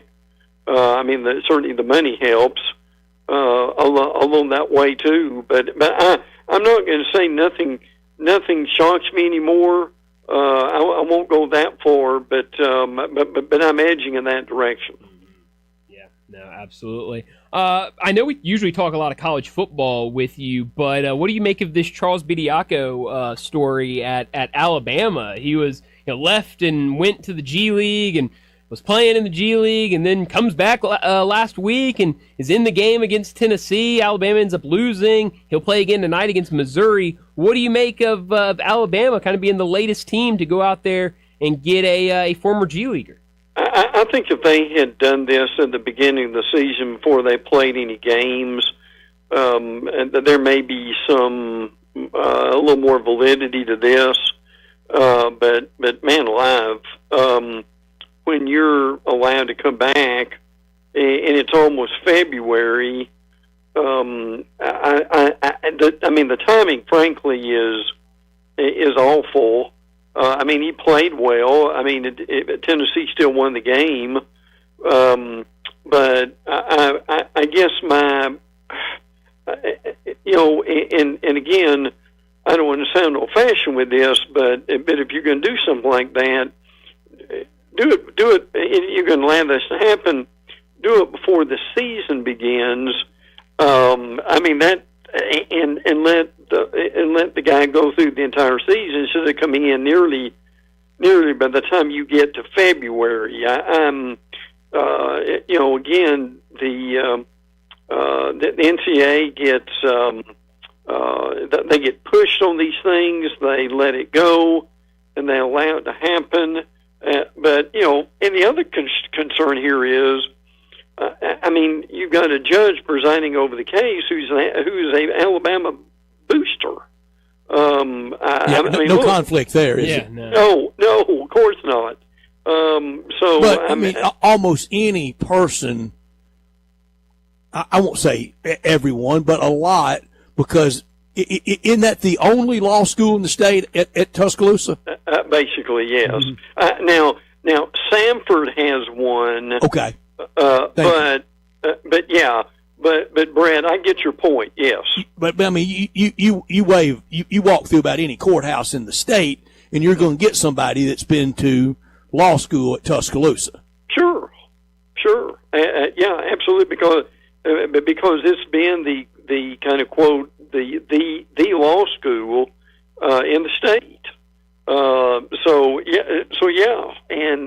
And this judge, I understand, is given a sufficient amount of money to Alabama. So look, I mean, I get people who look at that and just kind of shake their head and say, what are we doing at this point? And because it's frankly a legitimate question. Mm-hmm. Yeah, no, it is it's a crazy story, to say the least, and we'll see what it looks like tonight for Alabama against Missouri. But Brent, as always, thanks so much for joining us. Enjoy the rest of your week, and we'll talk to you again next Tuesday. How are the bridges and overpasses in Jacksonville? Right now they're okay, although believe it or not, it is going down to the 20s. Wow! Here tonight, which of course that's not like probably zero. High station 0 here. Yeah, that you guys have got. Let me leave you with one thing. The ACC had their schedule to come out last night. I'm looking at Florida State's schedule, and guys, it not only is it brutal, the interesting thing here to me is you've got a Monday game, you've got a Friday game, and 2 more Friday games. They've almost got as, what does this say? And there's, I get it, I guess, but there's almost as many non-Saturday games as there are Saturday games. Crazy. Yeah, that is something. That's a good catch by you. Yeah, it is. Man, but anyway, hey, Brian will figure this out, as he probably already has, Brett. But he will. But is there anything that surprises us anymore? It's not much. No. Not much. Thank you. Be safe. You too. Thanks, you Brent. got it. Brent Beard with us every week talking college football. That Arthur Smith hire, that is big. That's big. Because he have a year or two with Ryan Day. That means Arthur Smith into the SEC. Whew, yeah. It definitely Head coach. could. Whoa, man. Hey, I think Or it is beloved alma mater, Sure. North Carolina, to replace Belichick. Yeah, and that would be really interesting. Obviously, Sure would be. with what's going on right now at North Carolina with Bill Belichick, that one could open up at any minute. You really never know. But you mentioned that part of the new college football playoff format, where the group of 6 team does not have to be the conference champion. It's just the highest ranked in the polls. So I kind of like that. Yeah, I mean, you laid it out really well of, that team, whether it's, Memphis or whether it's, Boise State in the Mountain West of, they're up there in the polls and they're playing, a team that has 4 losses and they slip up and lose, but very clearly they're the best group of 5 team. Just leave them up there in the rankings. I think most times we're not going to have to worry about that because I feel like most times the 2 best teams are going to take care of themselves and it will end up being the conference champion. But that is interesting, and reading the story that Chris Vanini posted about it on The Athletic, it sounds like a lot of the group of 6 commissioners didn't really know about this until recently. That kind of just was kind of floated under their noses, and they weren't very clear on it. And we will never again have 2 like we did this year with JMU and Tulane. No, absolutely not. They made a fact to go in there and make sure that will never happen again. Brian, what if I told you, kind of the ESPN takeaway? What if I told you, in my way too early college football playoff bracket for next year, I had a team from the American? Would you believe me? Yeah, no, I have the last 2 years. It's Memphis. It's not Memphis. Yeah. I believe you. I think there's going to be some good teams in the American this year. Look out for East Carolina. Okay. If they shock the world opening afternoon at Bryant-Denny Stadium at Nick Saban Field, look out for ECU. That'd be a good opportunity for them to start the season and kind of get right in there. I mean, we had USF last year, who they pulled the upset against Boise State on opening week, and then that kind of they became the big story. If you do that to times a million of Alabama, then you'll be right there. You'll be team number 1 for the college football playoff. Brent Beard joins us every week. He was on our Sissy's Log Cabin guest line. Hit us up on the Sissy's Log Cabin text and talk line at 901-360-8255. That great location at 4542 Poplar. They're here to stay, and we appreciate them being so loyal to us. We hope we do a good job and return the trust. They are a supporter of Tiger Athletics. They sponsor our Look Back at the SEC. Look at the SEC weekend all year on Mondays at 4:30, and will again next year. The official jeweler of the Memphis Grizzlies, the Mid-South's largest selection of one-of-a-kind jewelry, engagement rings, wedding bands, necklaces, earrings, all for those special moments. And that special moment for love, it's coming up on Valentine's. 9,000 square foot store in Laurelwood at Poplar and Perkins with expanded lines for Rolex, Cartier, diamonds, and so much more since 1970, with all the great locations across the Mid-South. Kind of the frozen tundra of the Mid-South. There's a Sissy's location in every one of those places. They offer a selection of diamonds, estate jewelry, and fine gifts. The official jeweler for the Memphis Grizzlies, and at FedEx Forum with the floor seat lounge. Unsurpassed value, exceptional service, expansive selection, and an extraordinary shopping experience, because life's too short for ordinary jewelry. Well, let's get to another break. When we return, the Grizzlies, they were in action last night, a loss against the Rockets. We've also got the story about Robert Pera that came out early this morning. We're talking Grizzlies next on Sports Time. Join the voice of the Tigers, Dave Woloshin, for Wolo and Friends. Weekday mornings from 10 to 11 here on Sports 56 and 98.5 FM.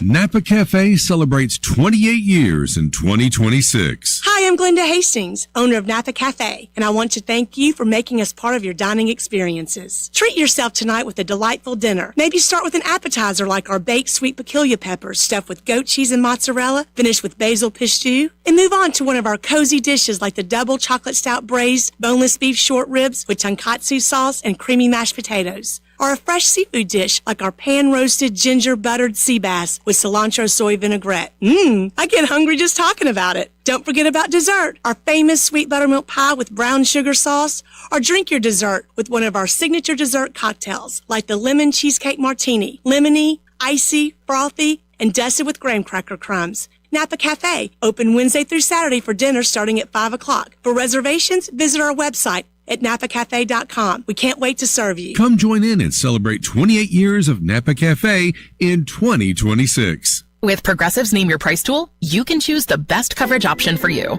Because you know you. Like, you know you can't cook. You're not one of those people who say that they can, but when people come over for dinner, they find out the hard way, you can't. You can't even microwave popcorn, and that's literally just one button.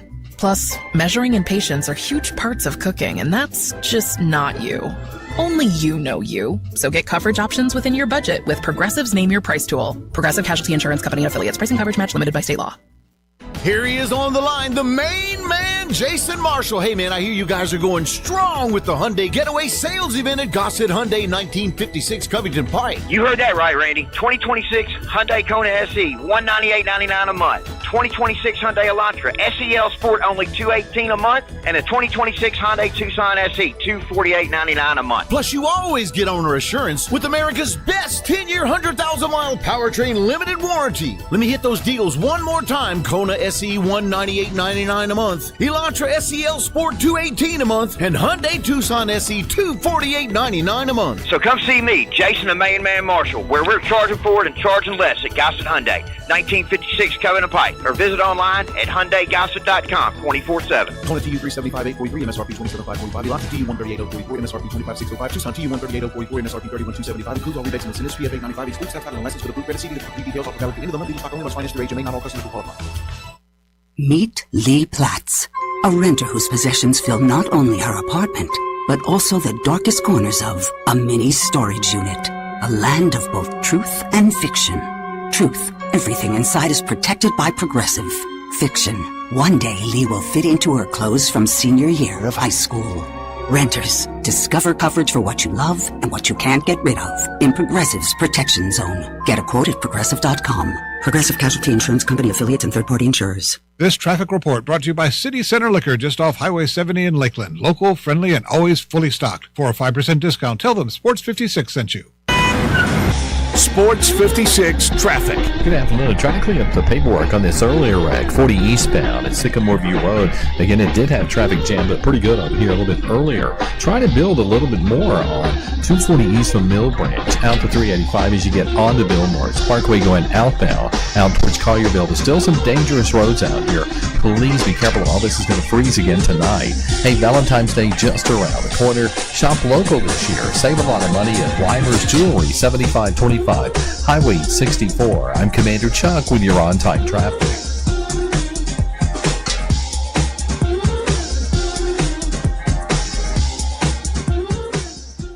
Now back to Sports Time on Sports 56 and 98.5 FM. This hour brought to you by Landers Ford and Collierville. Here once again are Brett Norsworthy and Bryant Dacus. When you hear the sound coming, hear the drums drumming, I want you to join together with the band. Welcome back into Sports Time. Bryant and Brett with you. We got to talk the Grizzlies. They were in action last night against the Rockets, and it was another loss after their Sunday game was postponed against Denver because of all the weather. But they were able to make it down to Houston last night, a 108-99 loss against the Rockets, a game where they were leading in the third quarter, playing extremely well, but then in that third quarter, outscored 32-22. That ended up leading to that loss. So now Grizzlies 18-26 on the season, 8-13 on the road. They'll have today off, tomorrow night, back in action at home against the Charlotte Hornets. Charlotte Hornets team that's been playing really, really well. They had a big win yesterday at home against 76ers. So we'll see what it looks like Wednesday, but it was a loss last night. You know, Bryant, you got to play the hand that you've been dealt. All right, we've been dealt. Season's over. White flag's out. The Grizzlies season high, low, under 500. You lay out the go for it in the draft. Give me your best case draft scenarios and who the Grizzlies look up with opening night 26-27, and they're part of the massive rebuild. Mm-hmm. Yeah, I mean, it's a really, really good question. I just pulling up a mock draft right now, has the Grizzlies at 8th right now, 8th and 15th. And I mean, you're looking at some names of guys that I really like. Mikael Brown from Louisville. He's been dealing with some injuries, but a really, really good guard that I'm really high on. Koa Pete, who was in action last night, actually didn't have a great game last night against BYU. But he'd be in that mix. A big guy like Jaden Quaintance, Darius Acuff I watched is both in there. of them play last night. Yeah. So I mean, I think there's Louisville against Duke and Arizona against BYU. Yeah, which was now I watched two crazy BYU for Bansom. of course, and he looked good, not as great as some of his games, but he looked really good. Darius Acuff in the mix as well. They have him a little bit further down to that closer to that 15th pick. So I mean, I think there's some good. I mean, I would love, if we're talking about, who knows if the Grizzlies make the trade for Ja Morant before the trade deadline, or if it's something they try to do in the offseason. But it feels like you're trying to turn to that next chapter from Ja Morant. I would not mind taking one of these guards like Mikael Brown or like Darius Acuff and let them be that point guard of the future. I think that would make it at least more palatable to some of these people that are more against moving away from Ja Morant if you bring in one of these young, fun, dynamic point guards to take his place. I asked this on Friday with Darian and Landon, and I ask it of you today. The rest, my answer now is an emphatic no, because when the white flag is out, I don't think you can have a referendum on the coach. I was asking last week after the trades of Ja or Jaren, should the rest of the year be an indictment, a referendum on Tomas Isolo as a head coach. I don't think you can judge him by when you got the white flag out. No, I don't think so, and I really don't think you could really blame him for a ton this year outside of that. I mean, you look at that's so fair, Brian. He didn't hire himself. He didn't hire himself. Second, and when I asked him the question, he said, "Why not?" Sure, like he was kind of shocked at the idea of being coach. Why not? But he didn't hire himself. The roster that's been available to him has not at any point this season been the entire roster. So, I mean, he really hasn't had a lot to work with. And so I think there's a lot bigger issues right now with this Grizzlies team than who the head coach is. I think he is probably the least of the issues right now for the Grizzlies. Man, you're killing it. You sure you're more than 80%? Brett, I'm about 80% right now. You take that cough away, and I'm at 100, but that cough is holding me back to 80%. But I'm trying my best over here. At any point, if you need to bow out and take it in early, I appreciate you do so. I know how you feel. I mean, you don't feel like you can complete a sentence without going into a coughing fit. But hey, we're here. We're going to push through. I blamed it on the Egg Bowl. I had that sore throat from the Egg Bowl on. I don't know where I got this from. I've got several. Well, I hope people I didn't give it to you. I actually think it was my brother that gave it to me. So I think you're in the clear. No, we can't be rough on Connor. How about Connor Dacus up there on Sunday, right. He was, running the NFL games for us? Sure was. And for some people in this area with no power, that was their only outlet. Yeah, no, he was a trooper. Thank Sunday. you, Connor. So he was able to get up here barely. I checked on him. I knew he was a gamer. He was definitely able to. We can't blame him for the crud, though. Can we? Well, I kind of do because he had it before me. So, but I didn't know he had it, which was the kind of plot twist. All of this, I found that out. Home stretch last semester at the University of Memphis for him. That's right. So he'll be. Felt like just yesterday we sent him off. That's right, and now it'll be tomorrow, and he'll get his diploma. Be at graduation. So, so very, very, very strange. Even last night, trying circumstances, the whole travel issue, right there until the end. How many of those games? DeMichael Cole documents it well. The double-digit leads then end up being a loss. Yeah, and it's been a lot this year, and it's very easy in the NBA to give up big leads. It's a game of runs, and the NBA is kind of at the top of basketball at being a game of runs, but. When you talk about a team that's filled with injuries, a team that is really relying on some young guys right now, when you look at guys like Cedric Coward and Jalen Wells and Cam Spencer. Last night, G.G. Jackson, playing 27 minutes off the bench. These are young guys that the Grizzlies are relying on and asking to play big-time minutes. And a lot of times when you're asking those type of players to step up and make plays late in games and throughout games, it's really hard. And so you're seeing that with the Grizzlies this year. They're just not able to answer that. And we've talked about it a lot.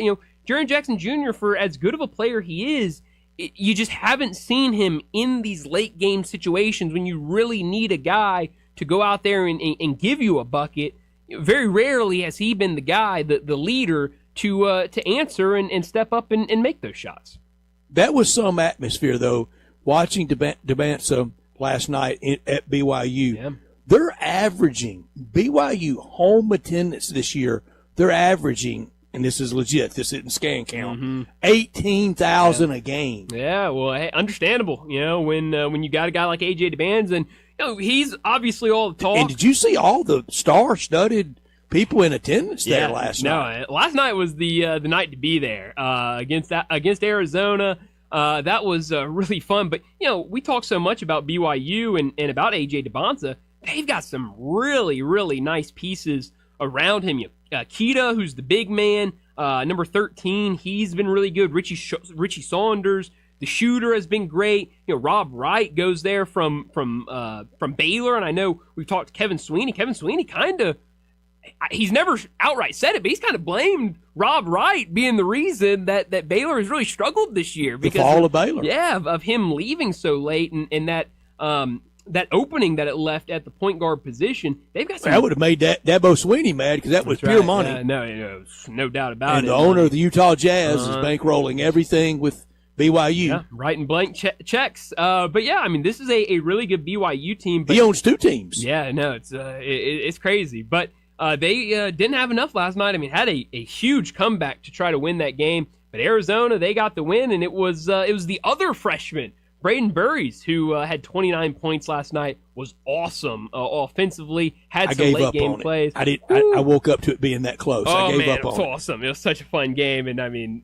But Brian, starting Saturday with locked in from the weather, I watched more college basketball Saturday, Sunday, and Monday than I had entirely up to this point. It was a good time to watch it. I really didn't see a lot on Saturday. I was pretty out of it on Saturday. Yeah. I was able to watch the Tigers game, but really outside of that, I didn't see much. I watched the Alabama-Tennessee game, made a point to watch that game, which was a great game. Shout out Tennessee. And then, watched a handful of games on Sunday and watched both those games last night with the doubleheader. So slowly got back into it Sunday, Monday, but I was pretty out of it. Tonight may be the best college basketball matchup game so far this year with Nebraska at Michigan. Yeah, that one's going to be really, really good, and we'll really see how good this Nebraska team is on the road against a really, really solid Michigan team. And if that 20-0 is legit, obviously I think it's still legit if they lose, but we've seen so many times, and not as much lately, but so many times this year, Michigan just running teams out of the gym.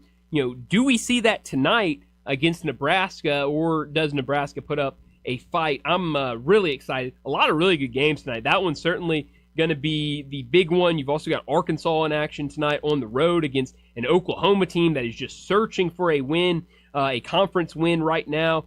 Kentucky at Vanderbilt later in the night as well. So some fun games tonight across college basketball, and then you'll get to see Charles Bediako again on a college court for Alabama tonight.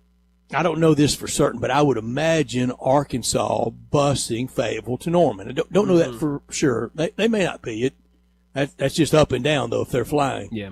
Did you see the video of the hotel in Norman where the roof collapsed? No.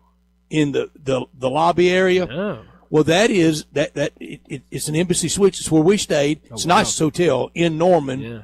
And when I saw it, and then I kind of I searched for it on Twitter because it just said a Norman hotel. I thought that's where we just were at football. It's very, very, very nice. And all the football teams stay there. I don't know that basketball they might stay a little bit closer to campus than that, but it's fairly close. But yeah, a pipe froze overhead and burst. And I mean, ceiling collapse and everything. Wow. Some poor people at the Continental breakfast free spread got to wake up, didn't they? Yeah, no, they absolutely did. I missed that. So that can't imagine driving from Norman to Fayetteville in this right now. No, that would not be fun at all. So hopefully they're able to get there. And on a sunshiny day, that's a circuitous route. No, it definitely is. So, but yeah, that'll be a really, really fun game tonight between Oklahoma and Arkansas. And I would just love, I was watching the Tennessee-Alabama game over the weekend. I was just rooting for Tennessee. I wanted nothing more than for Tennessee to win that game. Landon, how high was your fever if you were pulling for Tennessee? It really was. Skyrocketing. I was starting to come down from it. I wanted nothing more than Tennessee to beat Alabama. Yep, yeah. And I want the exact same thing tonight with Missouri. I want Alabama to lose every single game they play with Bediako on the court. Nothing against him. It's not his fault. But, something's got to be done. And when does somebody try it on the fly in football? Are we already doing it with Trinidad?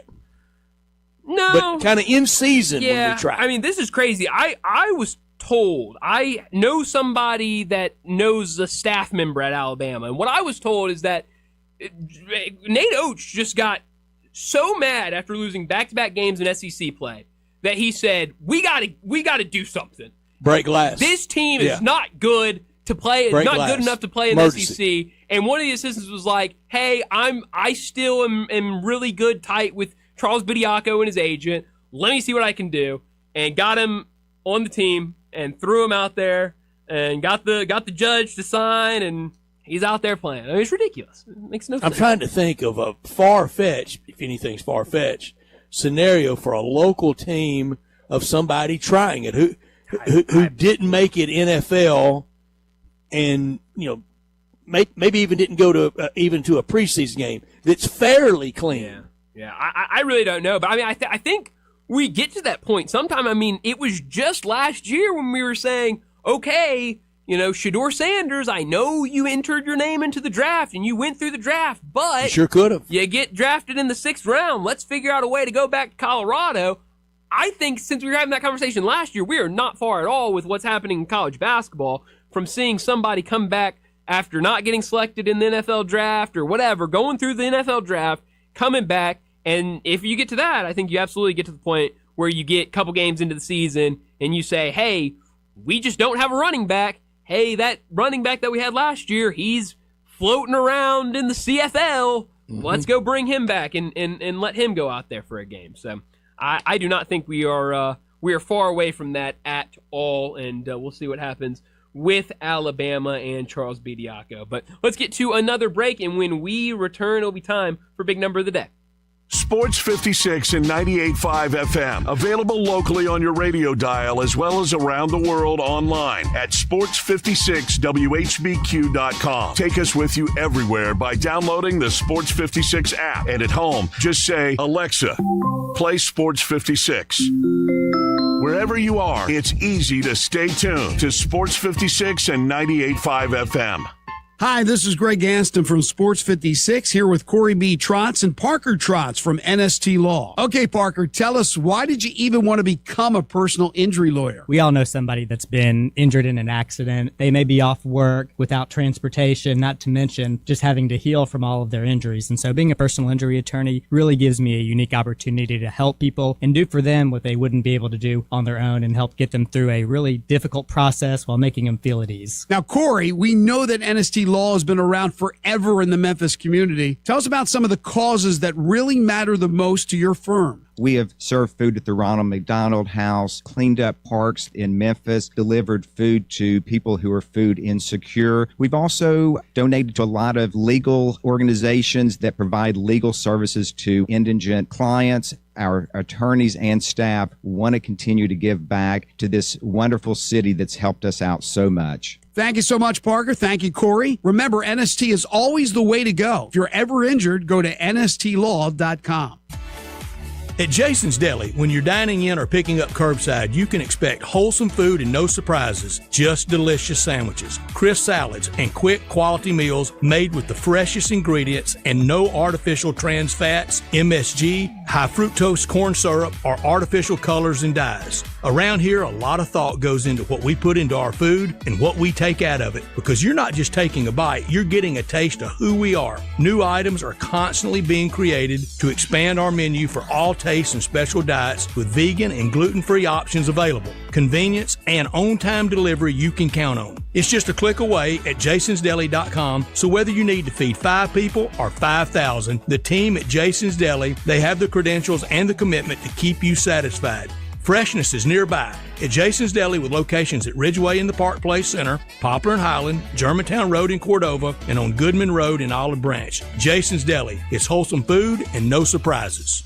You'll drive with peace of mind in your new Kia from Bobby J today at Gossett Kia on the Pike. Get sporty style driving in 2025 Kia K4 LXS. $196 a month. Yeah, $196 a month for Kia K4 LXS. Or take your pick. 2025 Kia Sorento LX or 2026 Kia Sportage Hybrid LX. Your choice. $297 a month. Yeah, $297 a month for your choice. Kia Sorento LX or Kia Sportage Hybrid LX. All 24-month lease, $39.95 due at signing. Plus, peace of mind with Kia's 10-year, 100,000-mile powertrain limited warranty. Ask for Bobby J. He'll put you in a new Kia today at Gossett Kia, 1900 Covington Pike. Online, KiaCovingtonPike.com. If you want it, we got it at Gossett Motor Cars. K4 ST 207,583, MSRP 24,375. Sorrento SG 405,837. Sportage TS 271,780, MSRP 31,865. Includes all rebates and incentives. 895 PF plus finance through KFA. Excludes tax title license with approved credit dealer stock only. See dealer for complete details. Offer valid through 2/2/2026.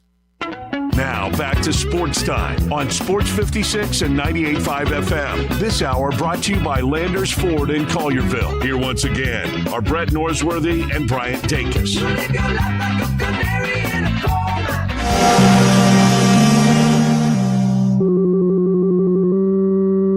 Big Daddy. Hello, Big Brown. It's a guy, he wants to be big, then he gets big, he doesn't want to be big anymore, then he gets small, but the suit's too big. Big Daddy. The big boy. You're a big guy. I think she's trying to pull a fast one on Big Daddy. The big number of the day. All right, Brett, my big number today is the number 5. On Saturday, the Chicago Bulls officially retired the number 1 for Derrick Rose. It became just the 5th jersey to be retired in team history. And now that I count this, I do not. No, that number is right. It is the 5th number that the Bulls have retired. They retired the number 4 for Jerry Sloan, the number 10 for Bob Love, the number 23 for Michael Jordan, and the number 33 for Scottie Pippen. So now Derrick Rose, his number 1 goes up there. The ceremony Saturday night was incredible. The Bulls did a phenomenal job with it all the way through. And it was actually really cool. They had a video before the ceremony started talking about the making of it and went into the decision to retire his number and the actual making of the banner. And they put rose petals in the number 1. They stitched it inside the number 1 of the actual banner that is now hanging, and they put 8 rose petals in there for the 8 seasons that Derrick Rose spent with the Chicago Bulls. So a really cool thing to do there. Obviously, the Chicago native was just a really, really cool scene Saturday night in Chicago. Youngest MVP in NBA history when he won it in 2011. Yeah. And from the South Side to the rafters for his team, for his hometown team. Do you think Dennis Rodman should have his jersey retired by the Bulls? Yeah, I mean, I think you can make a really good case for it. I think he's one of those where it's like, what was he? A Bull, a Piston? Yeah, and it's like, he was a great piece on that team, but I don't know. I remember like when Tony Allen's number got retired here, I remember hearing a national show, and they were kind of like chuckling about the idea that Tony Allen had his number retired by Memphis. They were looking at the stats, and they were going, well, I mean, he didn't really do anything, but obviously in Memphis, the idea of Tony Allen To each and their own. what he was. Retire whoever you want sure, to. is very different. So, I don't know what he... Wait till I tell him Brad Davis's number is Well, retired by yeah. the Mavericks. Well, yeah, that's exactly right. I mean, everybody's different. Everybody right. has that guy on their team in their history that was just a difference maker, and you had to be there. And so maybe, but he's one of those that's really on the edge. But obviously, those teams that he played with, Dennis Rodman, I think you can make a really good case for his number to be retired. My big number is a small number, smaller than yours even. It's 2. If the Patriots win the Super Bowl, that will make Mike Vrabel the second, as in 2, winning coach of a Super Bowl team that also once scored a touchdown in a Super Bowl game. Wow. Mike Vrabel did it twice. Wow. Mike Ditka was the first to do it. Caught a touchdown as a tight end in a win over the Dolphins in Super Bowl VI, and 14 years later, of course, was the head coach of the 85 Bears, January of 86, Super Bowl 20. They were the win. So 14 years apart from catching it to being the winning coach. For Vrabel, it will be 21 years as he went back-to-back in Super Bowls 38 and 39 catching touchdowns. Wow. And this is Super Bowl 60. It's a lot of numbers. It's a lot of numbers. A lot of numbers, Brett, but we are... Somewhere in there Super Bowl was the big 60. number, too. That's right, yes. No, I caught it. But yes, a lot of big numbers. That number's really good big number, though. You can't take Love anything away Mike from it. Vrabel. Oh, yeah. No, Mike Vrabel's awesome. Loved him at Ohio State with his big old shoulder pads. That's right. Hit the Google machine and look That is, at the size of those shoulder pads. That is right. And so, now he has an opportunity to win a Super Bowl with this Patriots team. And speaking of his former team, the Tennessee Titans, they've hired an offensive coordinator, Brian Daboll, officially the offensive coordinator Landon, you for the gotta Tennessee love. Titans. Oh, man. I'm all on board. As he should be. I was shocked when I saw that news earlier today. He can coach quarterbacks. He sure can. He can coach offense. Mm-hmm. Getting him in there Tough with guy. the young Cam Ward. Yeah, I really like that move. And that's kind of what we talked about when the announcement of Robert Saleh was taking place, that he'd be the head coach. I really like the hire. I really like Robert Saleh. But who do you bring in on the offensive side of the ball? If you can bring in a really, really talented offensive coordinator, somebody that's really good with young quarterbacks, then I think it's really going to work. I think this is really going to work for the Titans. I hope I'm so. really excited for it. I hope they start getting their act together, getting ready for that 27 season when they move into the splashy new digs. Yeah. Only 60,000 seats, though, at the new stadium. Yeah, it's going to be it's kind of interesting, but it's going to be here before we know it. Before we know it, they're going to be playing that first game in that new dome. So we're going to have a Final Four in Nashville with that new dome one of these days. We absolutely will. They're going to get everything in that new dome in Nashville. But we need to wrap up this second hour. But before we do that, let me remind you, it's perfect time. Head down maybe this weekend when it warms up a little bit and those roads are a little better. Head down to Frontier Western Store. Family owned and operated since 1967, Frontier Western. It's your one-stop shop for all the biggest brands in Western wear. They're the one-stop shop for Carhartt in the Mid-South, but they've also got you covered with plenty of other brands. When it comes to shirts, shorts, jeans, outerwear, whatever you're looking for, they've got it in stock. But if you need a new pair of jeans, Frontier has you covered with the biggest brands from Ariat all the way down to Wrangler. And you'll love how easy it is to find the perfect size and style for you. While you're down there, check out Frontier's world-famous boot showroom. Whether it's work boots or dress boots, Frontier has you covered for the entire family, with plenty of in-stock proven classics like Ariat, Dan Post, and Durango, and that's just to name a few. Frontier's pricing is lower than online and chain stores, so you know you'll be getting the best deals. Head down to 5880 Goodman Road in Olive Branch. Check out the entire selection. Open Monday through Saturday, 9 a.m. to 7 p.m., and Sundays, 1 p.m. to 6 p.m. for Frontier Western Store. Let's get to another break, and when we return, we're talking the NFL with Bo Marchand.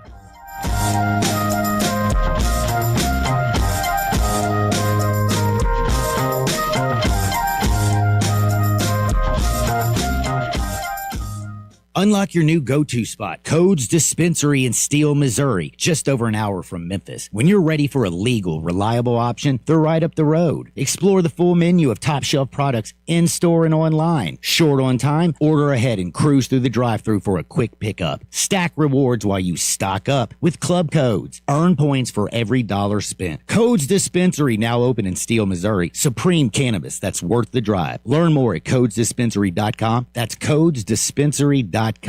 Since 1948, in the alley, the Rendezvous. I'm with John Burgos. John, what's going on in the Rendezvous? Brett, after 76 years, we've decided to expand our product line. Anyone who's tasted our ribs is familiar with our vinegar base. It's now available in a 32-ounce jar. It's so good to base or marinate all meats. I even put a little bit on turnip greens. Something we've been using at the restaurant or at our house has been the Greek seasoning. My father was a cook, but my mother was a chef, and she was the one that put Greek seasoning on everything from a Mediterranean diet or a steak. My mom used it on soup, salad, veggies, fish, any meats. It's a great seasoning and a flavor enhancer. My brother Nick figured out salt and pepper was more than just McCormick's and Morton's. He's come up with a perfect blend we use to coat our shoulders and our brisket, and he used to make it for his friends as Christmas gifts, and they loved it. All these products are available at the Rendezvous or online for shipping as gifts and in many grocery stores. And if they're not in your favorite grocery store, ask your grocer to stock it. A beloved family affair and still going strong since 1948, the Rendezvous.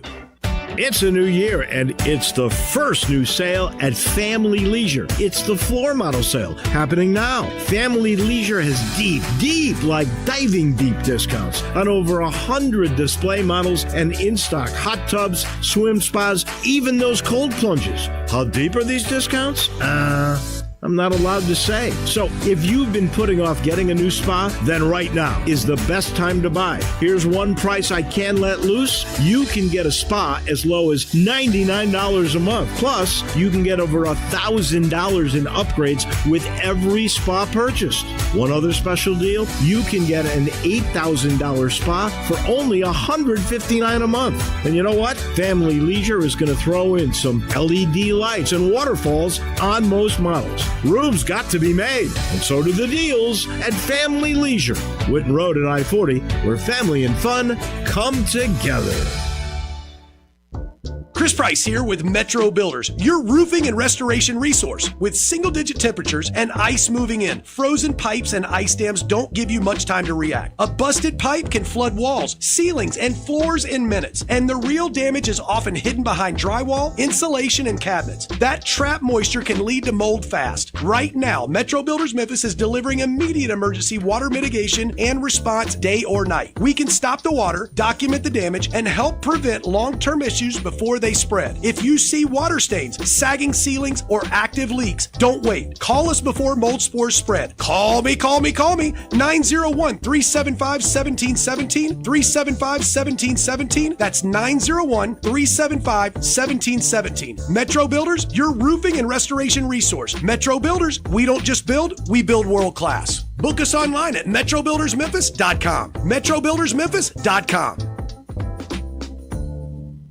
This traffic report is brought to you by Millington Weight Loss. For more information, call 901-436-0272. Sports 56 traffic. Try to move a little bit better from this truck crash we had earlier. It actually jackknifed. Hopefully, we'll get it out of here soon on 40 East at Sycamore View Road. I'm telling you, looking around the area here, some areas look clear as a bell, and certain areas are still snow covered with snow and ice, and that's all going to freeze over tonight, especially some of these back roads. So tomorrow morning, you get up, be careful. Again, there can still be some danger out here. Hey, Valentine's Day just around the corner. Shop local this year where? Weimer's Jewelry, 7525 Highway 64. I'm Commander Chuck with your on-time traffic.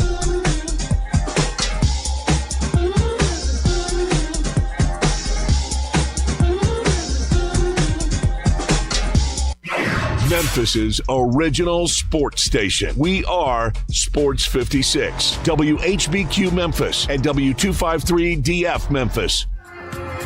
Now, back to Sports Time on Sports 56 and 98.5 FM. This hour brought to you by Jaguar Land Rover Bluff City. Here once again are Brett Norsworthy and Bryant Dacus.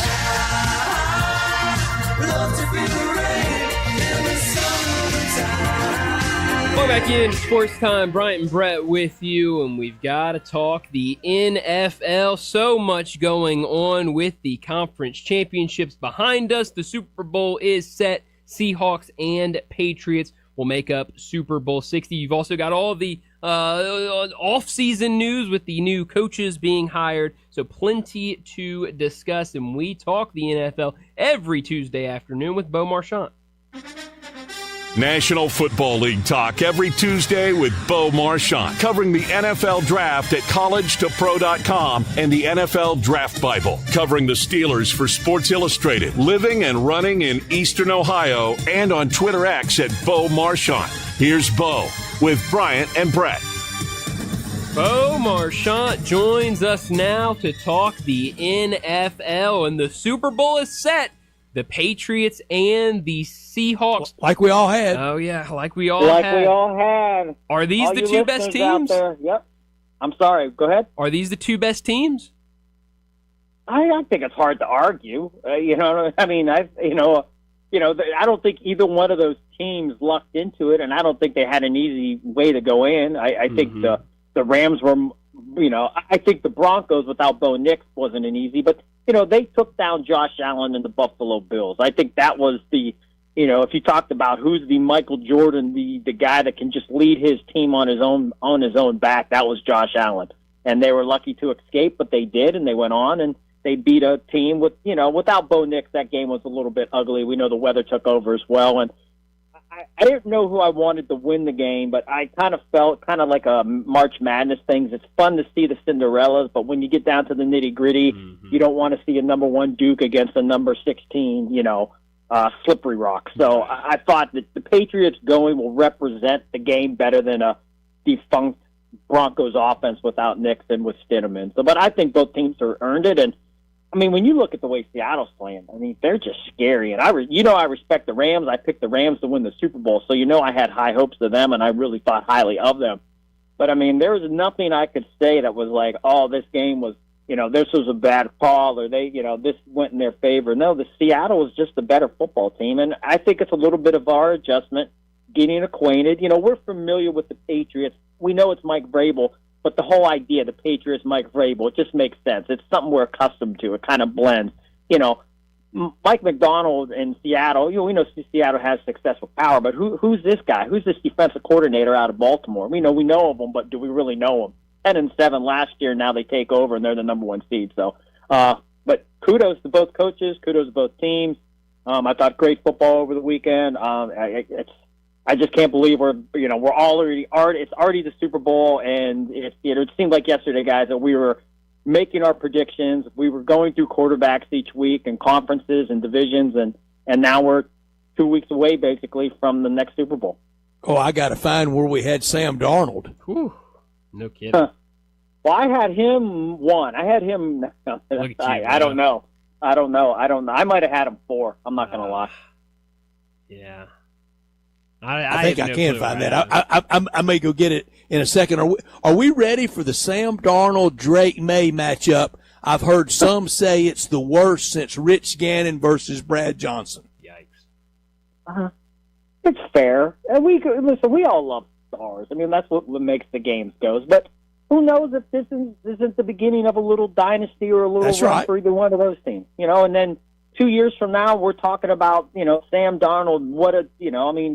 Brett, as well as anybody, look at a Jim Plunkett or a Joe Theismann. How long were those guys out of sorts before they found it towards the end of their careers? So great comparisons, Bo. That is good stuff. That's high level stuff because Plunkett, 2 teams gave up on him.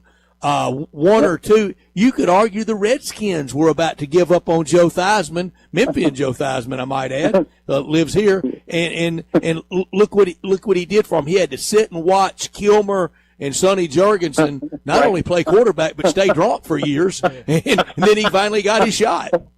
Yeah. So again, we don't know when it's going to come to pass, and and if he does, then we'll all regret the days that we made fun of Sam Darnold and question if he could become the guy. And I thought for him, we talked about it, I think, last week, where, you have to prove it to us. We want to cheer for you. We have no ill will towards you.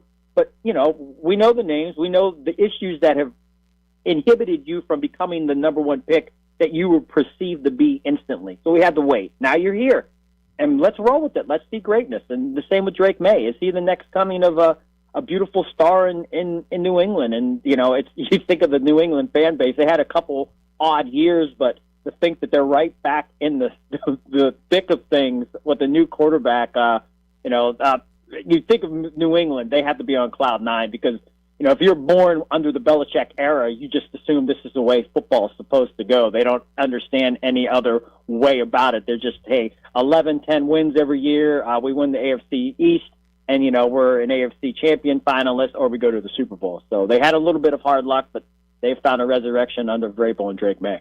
I think the worst quarterback matchup in Super Bowl history, and I know this is heresy to 85 Bears lovers, but that was defense. But on offense was Jim McMahon. Tony Eason. Versus Champagne Tony Eason. And that was really bad that day. And I don't know if we've seen Tony Eason since, have we? Yeah, you know what? I would definitely listen. If I have to hitch my wagon to any quarterback, I'm going with Gannon and Brad Johnson before either of those other two. And as you mentioned, the '85 Bears. McMahon. Anybody listening could have been quarterback on that team. Yeah, and he was great. He coming out of BYU, he was a guy, and he added to the awe and the awesomeness of that whole '85. The way he because of the Super Bowl shuffle. Yeah. So, but nonetheless, I think if I had to go back and I just put my life and my family's life just on quarterback alone, I think I don't think I would go with Eason or McMahon. I would definitely go with Brad or Gannon. And you think about Gannon, Johnson, all those guys. McMahon really never. It was a different time. They ran the ball more, but.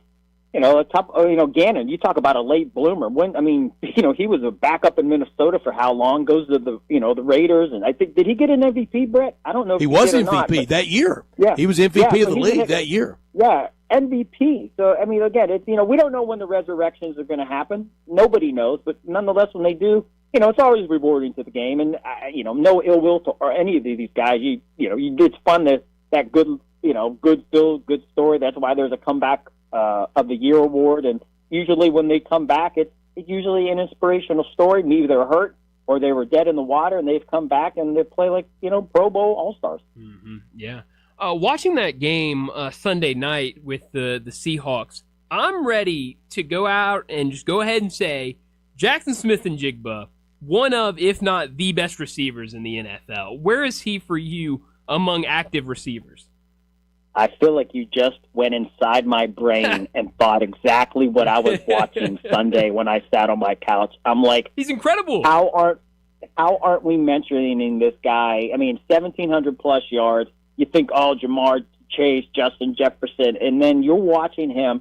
And Brady touched a little bit on it. The way he can move, and he doesn't move his shoulders. His hips are one way, but he's not giving anything. And you watch him run these routes, and it's I can't. It's not robotic, but robotic in a good way. It's the same thing, but different. It's hard to recognize. Now, fantastic, and yes, absolutely everything you just said, Brian. You can definitely, I think, put him right up there. And the season that he had, I think, speaks volumes to it. Again, one of the better seasons we've seen ever from the receiver position. So no, he's right there, young prospect, fantastic, and. Yeah, Seattle has it going on. They really have it going on. You know who else came to that conclusion, Bryant and Bo? The Seattle Seahawks management in dealing DK Metcalf. They knew they had sufficient number one wide receiver right there on the team. Yeah, and kudos to John Schneider, the GM. You think about how he's maneuvered through the absence of Pete Carroll, the trading of Geno Smith, basically going through a roster that was at its peak with Russell Wilson and Marshawn Lynch and all those guys that won the Super Bowl and the defense of other legends, Cam Chancellor and Richard Sherman and such, and then you regroup and you rebuild it and you're back in the Super Bowl. Not to when you're out and about on the draft circuit, you see him down at the Senior Bowl, at the Combine, or any of these. You talked about just a laid back guy. You could almost call. I don't want to say this to underestimate him, but he's just so nonchalant in terms of just being one of the guys. He's just so just easy to be around with, and you just don't get any of that animosity. You don't get any of that. I'm better than you. You just get a guy who really knows his game, and you look at his track record. I think it speaks volumes to going through the transition of Carroll, hiring McDonald, and then getting into another Super Bowl. So, again, Schneider, definitely one of the guys we don't talk about enough, but I think we'll talk about him more, especially if the Seahawks win this particular title. Yeah, I think you're absolutely right. When you look at this Seahawks offense, we talked about Jackson Smith and Jigba, Sam Darnold, the running back Kenneth Walker, who's from the area. We've talked so much this season about how good the Patriots' defense has been. I know the snowstorm that rolled through there, but holding the Broncos with a backup quarterback to 7 points. How do you think this Seattle Seahawks offense that's been really, really good, one of the best in the league, and their defense is right there too, how do you think the Seahawks offense will look against the New England defense? I think, right now, and again, I always say things, but on game day I could totally change my mind 100%. The way that I think Seattle is playing, I really think they're going to be just hard to handle for anybody. Yeah. And, look at the Buffalo game. And I know they were playing against Josh Allen, and Josh Allen couldn't have played any worse. We know that. The poor guy was in tears post-game. So imagine if Josh Allen plays 5% better than what he did. Yep. The Buffalo Bills probably win that game over New England. Oh, yeah. So I say, and then last week with the, absent of the Mims pass, Stidham had no, there was, and I know the game got with the weather, but nonetheless, they couldn't move the ball. We all know the numbers of the second half and everything. It just got out of whack, and it was just too much. And they are a great defense, and Vrabel knows what he's doing. So I expect a well-coached team, a disciplined team. It's going to be a hard-nosed defense Seattle faces. I just think right now, when I'm watching Seattle, Kenneth Walker the last few weeks, he looks like he's on another. We talked about, Jackson Smith and Jigba. Look at Kenneth Walker, the way that he's playing. 2 weeks ago, against the other guy, I forget who they played. Was it the Bears? Who did they play? Who Seattle played the week before? But he was just running wild. And even this past week, the cuts that he makes and the power that he's possessing, he looks unstoppable. So I think, put it this way, long way, a lot of breath I used on this answer.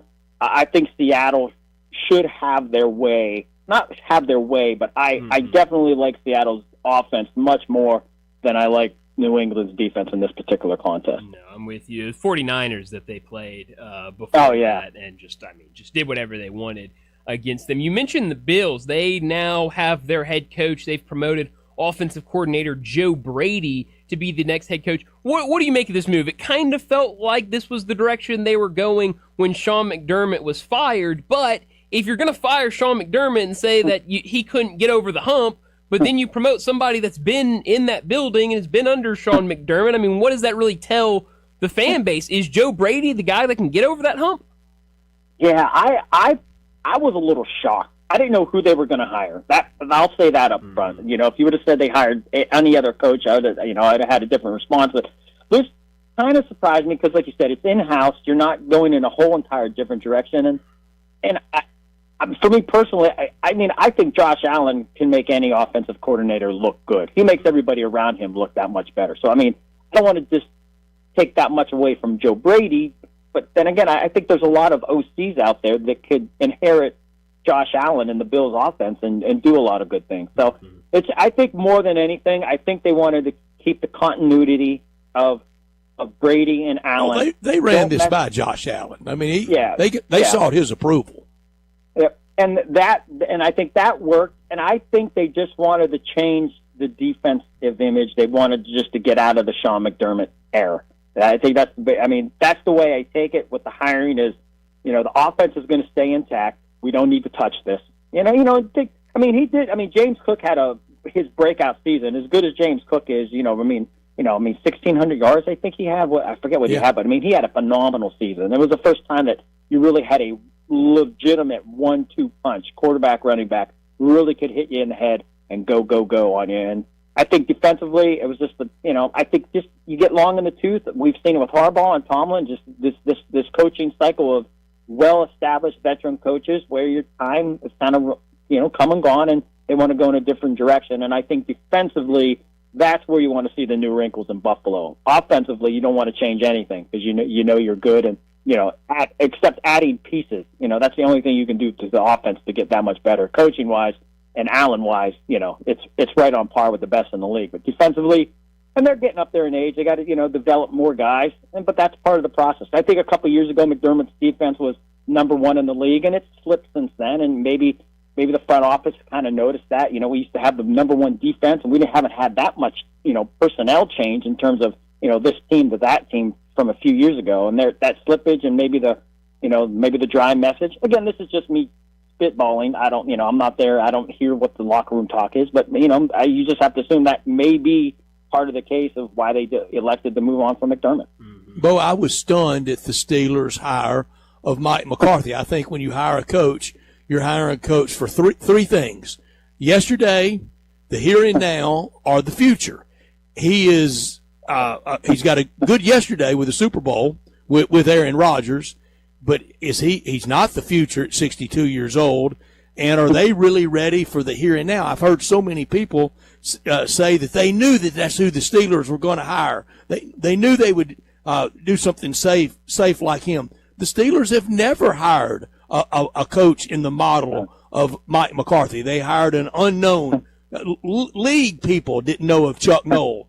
League people didn't know of Bill Cowher or Mike Tomlin. They hired real young, and they stayed a real long time. In fact, I looked it up today. The last time the Pittsburgh Steelers hired a coach with previous NFL coaching experience, Mike Nixon. No, not Richard Nixon, but Mike Nixon. And he had gone 1-9-2 with Washington. The Steelers hired him, and he lasted a year. Well, I was down there at Acrisure today where they held the press conference, and Art Rooney II said this was kind of a unique day. He said this was actually the birthday of his grandfather. We know the chief. Wow, I haven't heard that. So Art Rooney Sr. So, listen, I wasn't surprised. And I just literally got done writing my piece before we went live, and I'm kind of directing it that this is Rooney's team. He said after Tomlin's exit during his press conference there that he kind of dislikes the term rebuild. Why would you waste a year? And I just think this is his team, and this is the direction he wants it. He doesn't really want to go that far off base. And we know what his father and his grandfather did in terms of the hiring of Noel, the Cowher, the Tomlin. But this was his hire. His father was, Dan Rooney was still alive when when the Cowher and the Tomlin hiring took place. So the ambassador, Dan Rooney. Yep. So this is a different. It is a different model. It's a different formula. But I think the assurance of McCarthy is what they wanted, and I don't really think. And this is, I think, in terms of what Rooney wants, is I don't really think he wants to go too far off the script. I don't really think he wanted a young hot shot coach and so many questions. And I think if you look deep into the team, nobody wants Aaron Rodgers back. I think that's a fair assessment.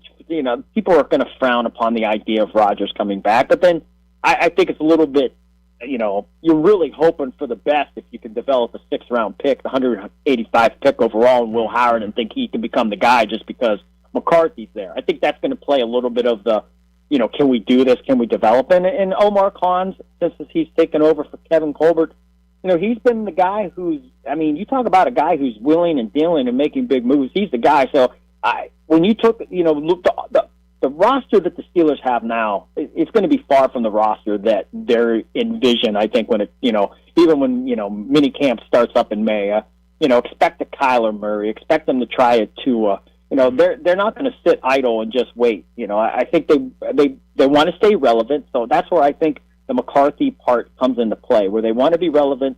If they have a quarterback, we know his track record, he can develop a guy and get the most out of it. And I can't imagine Kyler Murray or Tua in those cold weather Pittsburgh games. They'll turn it over every down. I believe you. Trust me, man. And the way the weather is today, it's brutal. But I just think it's. I don't think they want to go outside the box. And maybe when Dan Rooney II, the son of Art, maybe when his time comes, and I know he's been very proactive in all the phases of in terms of scouting and pro personnel. So he's got a really, I think, a good vision moving forward, and how much input he'll have on just say the next hiring can maybe shed more light on the direction of the team. But I think as of now, it's old school, it's tradition. And I'm not going to lie, when you saw McCarthy during the press conference today, I mean, he barely got 3 words out, and he was in tears. I mean, we're talking about a guy that grew up in Greenville, grew up a Steelers fan. I think he was 10 or 11 when Chuck Noll won his first Super Bowl. So, I mean, he grew up in the heart of all of it. So, I mean, he even said there's not too many places you can go to. He says, when you try on a new, logo or something, it takes a little bit used to. And actually, almost choking up just saying how he said it. When I put this on, there was no,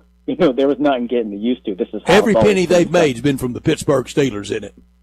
It has. So, listen, somebody said it when I was driving back. I was from Pittsburgh on the Pikes, and a caller called in and said, it's a great emotional story, but a bad business decision. So, that's about the best way to put it. Not my words, but a caller. So, I agree with the caller. Yeah. Well, Bo, go ahead. No, go ahead, please. No, I was just saying, I like the hire, but I just don't think the roster's that good. You got a left tackle issue, you got a quarterback issue, you got an aging defense that's overpriced. So, I don't know what any coach could do besides a miracle where this is going to get turned around instantly. Fair enough? No, I think very fair. And it makes me think, it's the only thing I've really been able to think about since you brought this up, Bo, so I apologize. But if you were running the Pittsburgh Steelers and you were forced to pick your starting quarterback going into 2026 is either going to be Kyler Murray or Tua, which one are you picking? You know what? I would go with Kyler just because of Tua's concussion issue, and I don't think he's been the same since. So, good choice. Yeah, absent of, and you know what? I think if it wasn't a concussion issue, I don't think Tua would have this. I don't even think he would be mentioned on the trading block. I think he'd be much more successful, but I just think that has really hampered him. So, Hey, we just talked about Sam Darnold going to another team, so maybe that's the fix. Kyler Murray starts working with a guy like Mike McCarthy. How could it hurt? Yeah, you never know, and a lot of times you just need that change of scenery. But, Bo, as always, thanks so much for joining us. Enjoy the rest of your week, and we'll do it again next Tuesday. Stay safe, gentlemen, and stay warm. Thanks, Bo. We will. You too. Thank you, Bo. Bo Marchant joining us to talk the NFL and so much to get into. I think he's getting ready to leave for Mobile for the Senior Bowl. Yeah. I thought Diego Pavia was coming back to Vandy next year. No. He can't. He's completely out of eligibility, so he's going and he's in Mobile. Brett, nowadays you never know though. I mean, you can go to the Senior Bowl and then turn around, play a game or two in August. Yeah, exactly. So especially that's it. Diego Pavia is really the one where he's going to go to the draft. It's not going to work out for him. And come back and play for Tennessee. Yeah. Well, no.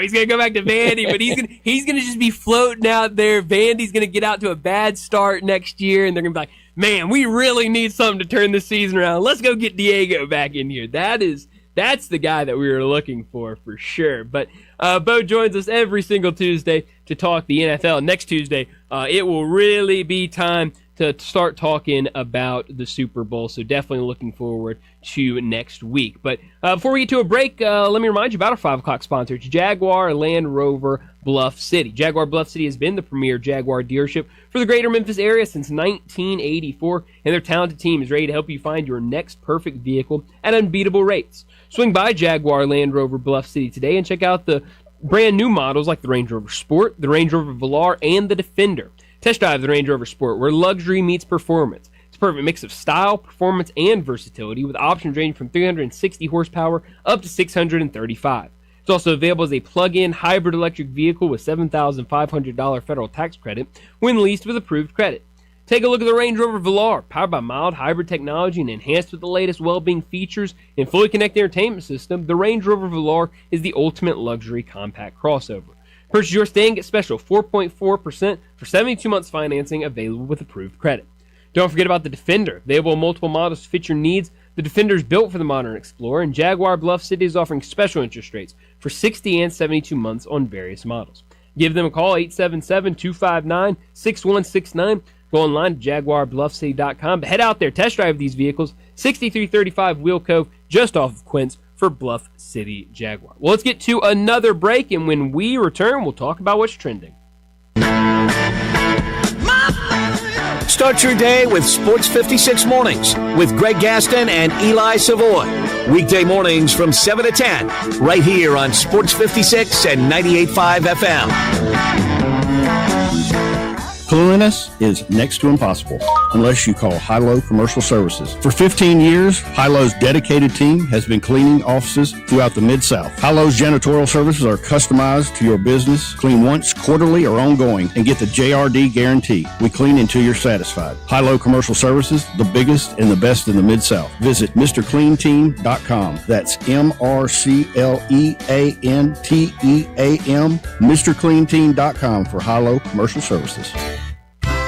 Come on and let the good times roll, y'all. Or as we say in Louisiana, laissez le bon temps rouler. The Orleans in the Ville with our made-from-scratch red beans, jambalaya, gumbo, po' boys, and made-fresh daily muffaladas right here in Collierville. Eat, drink, and stay for dessert like our homemade bread pudding with warm bourbon sauce. Monday through Friday, meat and two with homemade veggies. So good you'll bring your mom and them. Brunch every Saturday and Sunday. Right here, the Orleans in the Ville, 336 New Byhalia Road. Where great food, live music, and endless fun meet. Chris Price here with Metro Builders, your roofing and restoration resource. With single-digit temperatures and ice moving in, frozen pipes and ice dams don't give you much time to react. A busted pipe can flood walls, ceilings, and floors in minutes, and the real damage is often hidden behind drywall, insulation, and cabinets. That trapped moisture can lead to mold fast. Right now, Metro Builders Memphis is delivering immediate emergency water mitigation and response day or night. We can stop the water, document the damage, and help prevent long-term issues before they spread. If you see water stains, sagging ceilings, or active leaks, don't wait. Call us before mold spores spread. Call me. 901-375-1717, 375-1717. That's 901-375-1717. Metro Builders, your roofing and restoration resource. Metro Builders, we don't just build, we build world class. Book us online at metrobuildersmemphis.com. metrobuildersmemphis.com. You ready to take your pick from two amazing rides at $299 a month? Well, then get to Gossett Volkswagen on the Pike. A Volkswagen that's just right for you. We Gossett. Take your pick, 2025 Jetta Sport or 2025 Volkswagen Taos S, $299 a month. You heard me right. You choose 2025 Jetta Sport or 2025 Volkswagen Taos S, $299 a month. We Gossett. Or how about 3 rows of seats, more room for all kinds of adventure in your new 2025 Atlas SEL. Now just $499 a month, or get $7,000 off MSRP. Remember, it's not a new ride if it's not from Gossett, so get to Gossett Volkswagen today, 1875 Covington Pike, or online, GossettVWMemphis.com. If you want it, we Gossett at Gossett Motor Cars. 36-month lease, Jetta SM104-280, MSRP $26,426, Taos SM06162, MSRP $27,011, Atlas SC $53,935, MSRP $51,546, includes all rebates and incentives, PF 895, excludes tax, title, and license with approved credit. See dealer for complete details. Offer valid to end of the month. Dealers.com.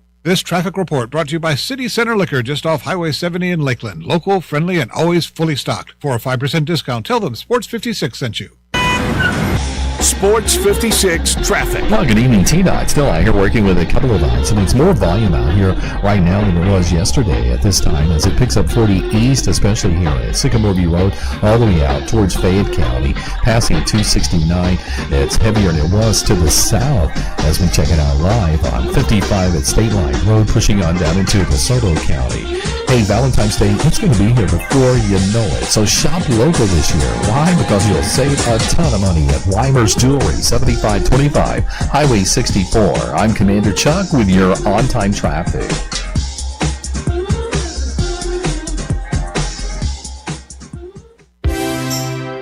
Now, back to Sports Time on Sports 56 and 98.5 FM. This hour brought to you by Jaguar Land Rover Bluff City. Here once again are Brett Norsworthy and Bryant Dacus. Well, Brett, there are stories everywhere today. We talked about everywhere. I mean, everywhere you look, there's a news story. Talked about Robert Parrott earlier, obviously. Y'all up for staying until 10 o'clock tonight? Yeah, we got enough. No, we can stay as long as we need to cover all of these stories. No, we actually can't. We have to leave at 6. But a lot of stories out there. I don't know if you saw this one, a story by Daniel Libet on Sportico titled "Royal Palm Peddler, Is This the Guy to Bring College Hoops to Dubai?" So I don't know how many people out there keep up with the wild world of MTEs, but an MTE is heading to Dubai allegedly next year. In 2026, we will have what is being called the Royal Palm Invitational, which was tweeted out last year, a new early season tournament in college basketball that will debut in Dubai in November of 2026. So the story revolves around Mark Jurich, who is the son of former Louisville athletic director Tom Jurich, who was there with Rick Pitino with all that stuff that went down. He allegedly is the booker, the promoter for this event in Dubai. And why this is an issue, it kind of goes into talk about it. He set up a college basketball game back in 2023 between FAU and Louisville. And allegedly Arizona. Allegedly Arizona was supposed to be paid for this game to play in this game. They were never paid. And there was a lot behind the scenes of they couldn't get a TV package. They couldn't get sponsors for the game. They were having a really tough time with advertisement. Like, it sounded like it was a complete mess. Now he's in charge of this Dubai MTE that's supposed to get started next year. But what is interesting and why I bring this up is because in that story it says, quote, according to the December 3rd email, the event will feature 6 teams who would play doubleheaders over the course of 3 days. Jurich wrote, there are already either, quote, strong interest or, quote, contracts in motion, end of quote, with Illinois, TCU, Wake Forest, and Memphis. However, spokespeople for Illinois and TCU confirmed this week that their schools would not be participating, with TCU having recently announced it would be part of next season's Players Era Championship instead. Representatives for Wake Forest and Memphis did not respond for comment. In his email, Jurich told NC State that participating teams would receive, quote, financial competitive payments, including guaranteed monies, travel reimbursements, and NIL support, with opportunities for 2 athletes per game to receive additional incentives. So Memphis could be on their way to Dubai next year. That could, even with the past kind of Welshing on the deal, I would still do it because we wondered when will, now this is the Saudi royal family, different, but same neck of the woods, and the common denominator the same, all under their toenails. That's right, yeah. On top of the ground. Yeah. And that's why they can do whatever they want to do. Even with the past not paying, I would jump at it with a guarantee. Sure. And the guarantee being you have X amount in our account the second we sign this contract. Yeah. I would do it if I'm the Tigers, and we wondered when the all-rich Middle Eastern countries would get interested in something other than golf. Well, it appears now they are. Yeah, it seems like this is the time. Yeah, I mean, if you're going to agree to it, I want I'd rather spend a week in Dubai than in Wichita. Well, that's true. And yes, there are Dubai is very, very nice and very, very nice to say the least. But yes, I need all the money up front if I'm going to sign this. I'm not waiting like Arizona waited, but I would assume that the Dubai money is probably a lot better than just this makeshift game in Las Vegas between Florida Atlantic and Arizona. So I feel like I would trust that a little bit more. But interesting that the Tigers involved in what potentially will be the first MTE in Dubai. I just looked it up. Time difference right now in Dubai, it is 3:37 a.m. Okay, so it would be some plus 10 hours. It'd be some early morning hoops. Yeah, I know. The NBA has played a game in Abu Dhabi the last couple of years, and it's usually like a 10, 11 a.m.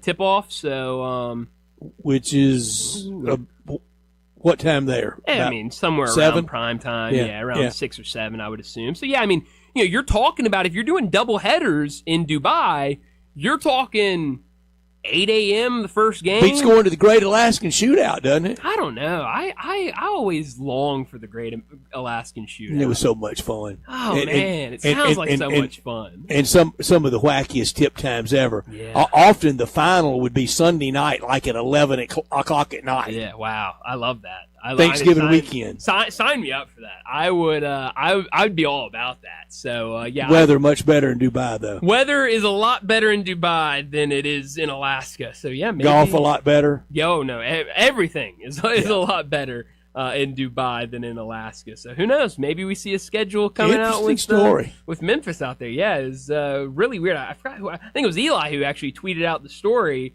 and was like, "Yeah, Memphis is just a small part of the story, but hey, they're involved." And I was like, "Where?" And then I read and I was like, "Holy cow! They might be heading to Dubai next year." So definitely, Bill Belichick must really be hated. Yeah, no. What's the guy got to do to get in the Hall of Fame? He was denied first ballot status. They let him know on Friday afternoon. It's breaking now. And his question was, only won 6 Super Bowls. That means you got to win. I mean, honestly, like, what do you have to do to get into the and the story says that some of the voters wanted payback for Spygate and Deflategate and all the various gates they were a part of. Mm-hmm. But you also see in that same story that probably as contributor Bob Kraft will go in. Wow. Brian, there's nobody on earth that thinks the key to all that success was Kraft first, Belichick second. Nobody. No, definitely not. But like you said, I mean, none of this boils down to what happened on the field. Well, I guess it does boil down to what happened on the field. Kraft had a little off the field. Well, sure. Something but all this has to do with those people being mad at him, at Bill Belichick. Him kicking their tail for years. And whatever they want to use around it, they didn't. I mean, Brett, we talked about it when he didn't get the Atlanta Falcons job. There were he was just too mean. He was too mean. There were literal quotes out there of Falcons. We would rather lose than work for him and win. We were worried about what it would be like in the office to have Bill Belichick around. If people are saying that, you won't learn our name. Exactly. There are a lot of people that did not like their interactions and their experience with Bill Belichick. And the number one way to kind of stick it to them is you're not going to be on first ballot. You're going to have to wait. Now, there's no question. We always do this when it comes to players of, they didn't get in the first time. Do they get in? And we go back and forth about it. There's no question Bill Belichick's going to be in the Hall of Fame. It's just they said we can kind of show him how we feel about him by making him wait. Yeah, and a week ago this morning, or yesterday morning, Rex Ryan was saying he would be the next coach of Buffalo. He's never coaching again in the NFL. No. I mean, it's always if they hate him so bad, they won't put him in the Hall of Fame. Yeah. After 6 Super Bowls, there's nobody who's going to hire him. Yeah. Every building feels like every building's as soft as the Falcons. Yeah. No, you're right. I mean, he's done in the NFL, and so it feels like whatever happens with North Carolina. If things don't turn around fast, this might be the last year in North Carolina. Fast. It feels like, hey, hit that retirement, and you'll get into Canton and go have fun with your, I guess maybe now 25-year-old girlfriend, whatever she is. Who's way too young. He's not counting, I can tell you that. No, she's not counting. Well, that's true. Well, she's counting something. It's not his age. She's counting bank account. 2 million, 3 million, 4 million. That's right. So it seems like things are going well for him. Hey, undefeated. Retire and call it quits and live the rest of your life in happiness. So that's. But yes, they did try to get one across and try to show them up with the Hall of Fame voting. So I guess you can do that if you're a Hall of Fame voter. But did we learn any when will we learn the Hall of Fame? Who gets in the Hall of Fame? That's a week from Thursday at NFL Honors. Yeah, it's got to be. But usually a leak machine. Yeah, when with this, it feels like somebody was just waiting until they could leak this story. I mean, this was just. Oh, yeah, this is the gold mine with Bill Belichick. We will visit with Gary Myers, NFL historian in the room for Hall of Fame votes, author of so many books, including one about Brady and Belichick, who deserved it. And now the question, who deserves it now? Yeah. Mayor Vrabel. Yeah, no question. So, that'll be fun. He'll certainly be fun to talk about, and who knows what he can really say at that point about Bill Belichick and not getting in. But that's always a fun conversation with Gary Myers. So I know that will be a he knows inside that room. And Eli Manning watchers like me and many others are waiting to see if he goes in this year after not making it first ballot last year. Yeah, so there's definitely a lot of questions around that Hall of Fame class for this season. And you're right, with where we're at, a lot of people watching for Eli Manning, didn't get in last year. Is this the year that he is able to get in there? The Joe Brady hire, when in the immediacy of Brian Kelly out at LSU, I had a very well-connected person to college football that thought the first call LSU made and rebuffed was to Joe Brady. Yeah. He was offensive coordinator for the 2019 Joe Burrow, Ed Orgeron national champion team, and then that opened up their full. After his no, he wanted to stay the NFL route. Then next stop was Lane, and they got him. Yeah.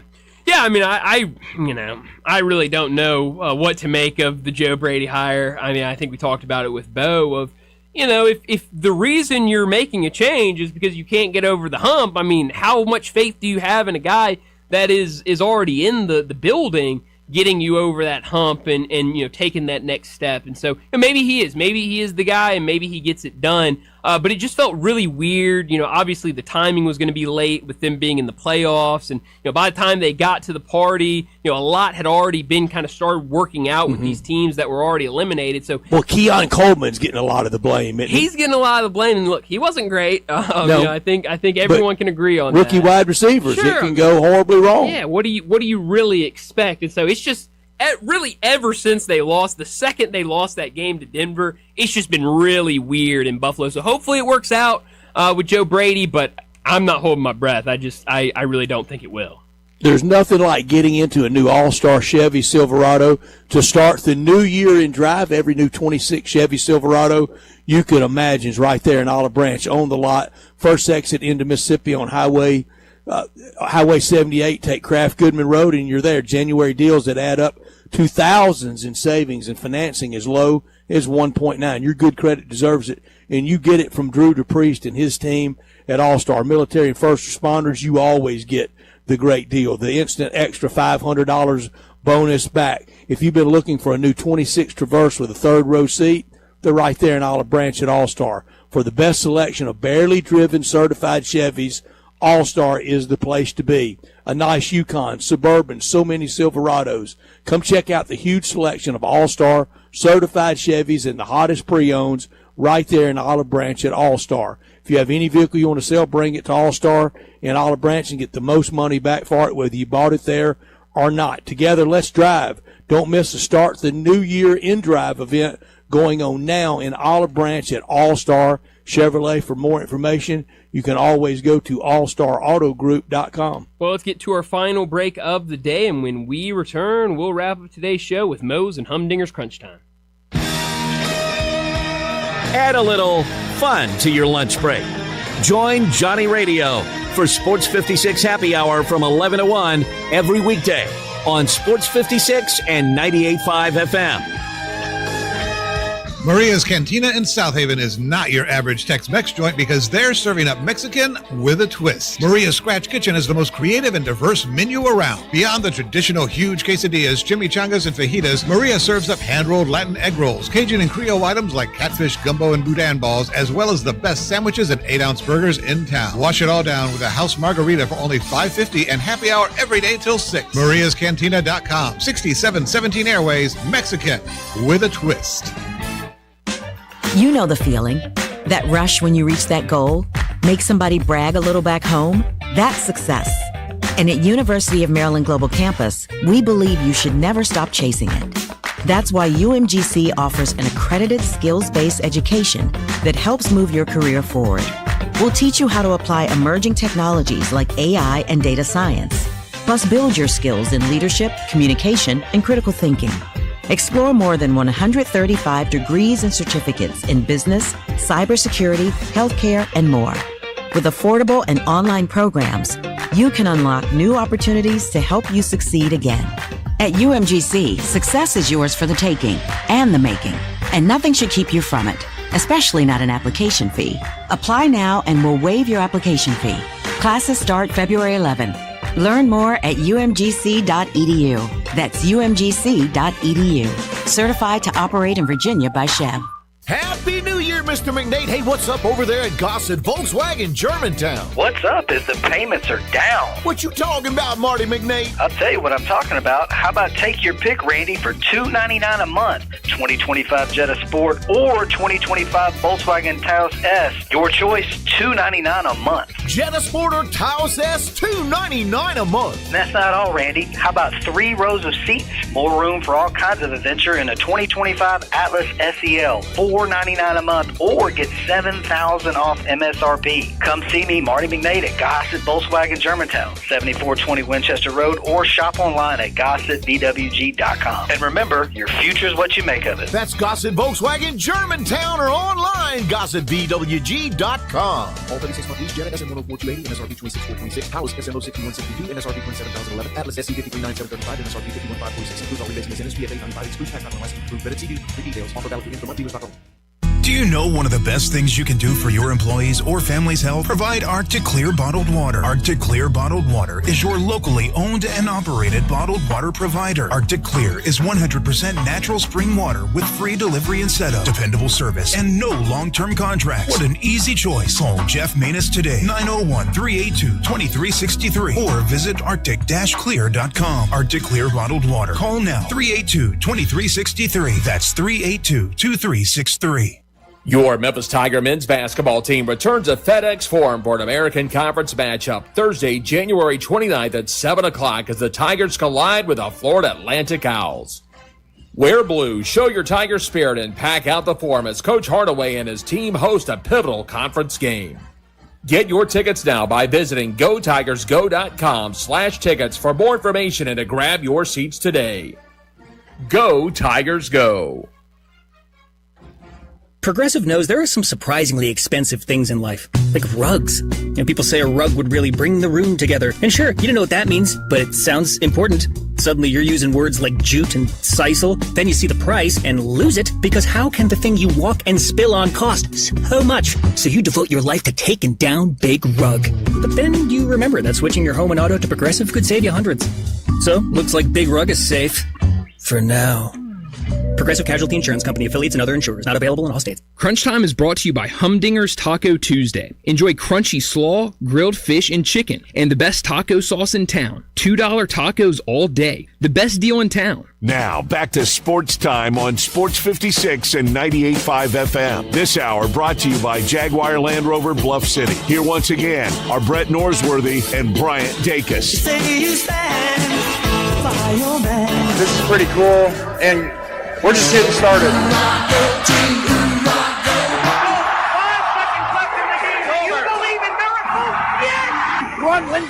Fanning the globe. Go crazy, folks! Go crazy! This game has always been called the world's greatest cocktail party. Do you know what is going to happen here tonight? This is for all the biggest Crunch Time. You are looking live. In your life have you seen anything like that? Crunch time between the hedges. The ball game is over, and Memphis has its first win in 16 tries. Its first win ever against its fierce in-state rival Tennessee. Goodbye! It's obviously Crunch time.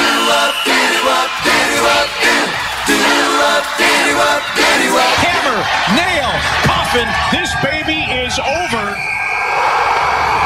On Tuesdays, Crunch Time is brought to you by Humdinger's Taco Tuesday. Enjoy crunchy slaw, grilled fish and chicken, and the best taco sauce in town. $2 tacos all day. It is the best deal in town. Well, Brett, what I learned today, it's what we started the show discussing, this Robert Pera story that broke bright and early this morning, and it all centers around his $34 billion tech company, Ubiquiti, and how, according to Russian soldiers, it is the device of choice when they need internet on the actual battlefield. I mean, that is crazy to even hear said. But the big question now is how much of this did Robert Pera know about? Obviously, these were devices that were smuggled into Russia, got into Russia, and then sold. But like we talked about earlier, a lot of the sites that were selling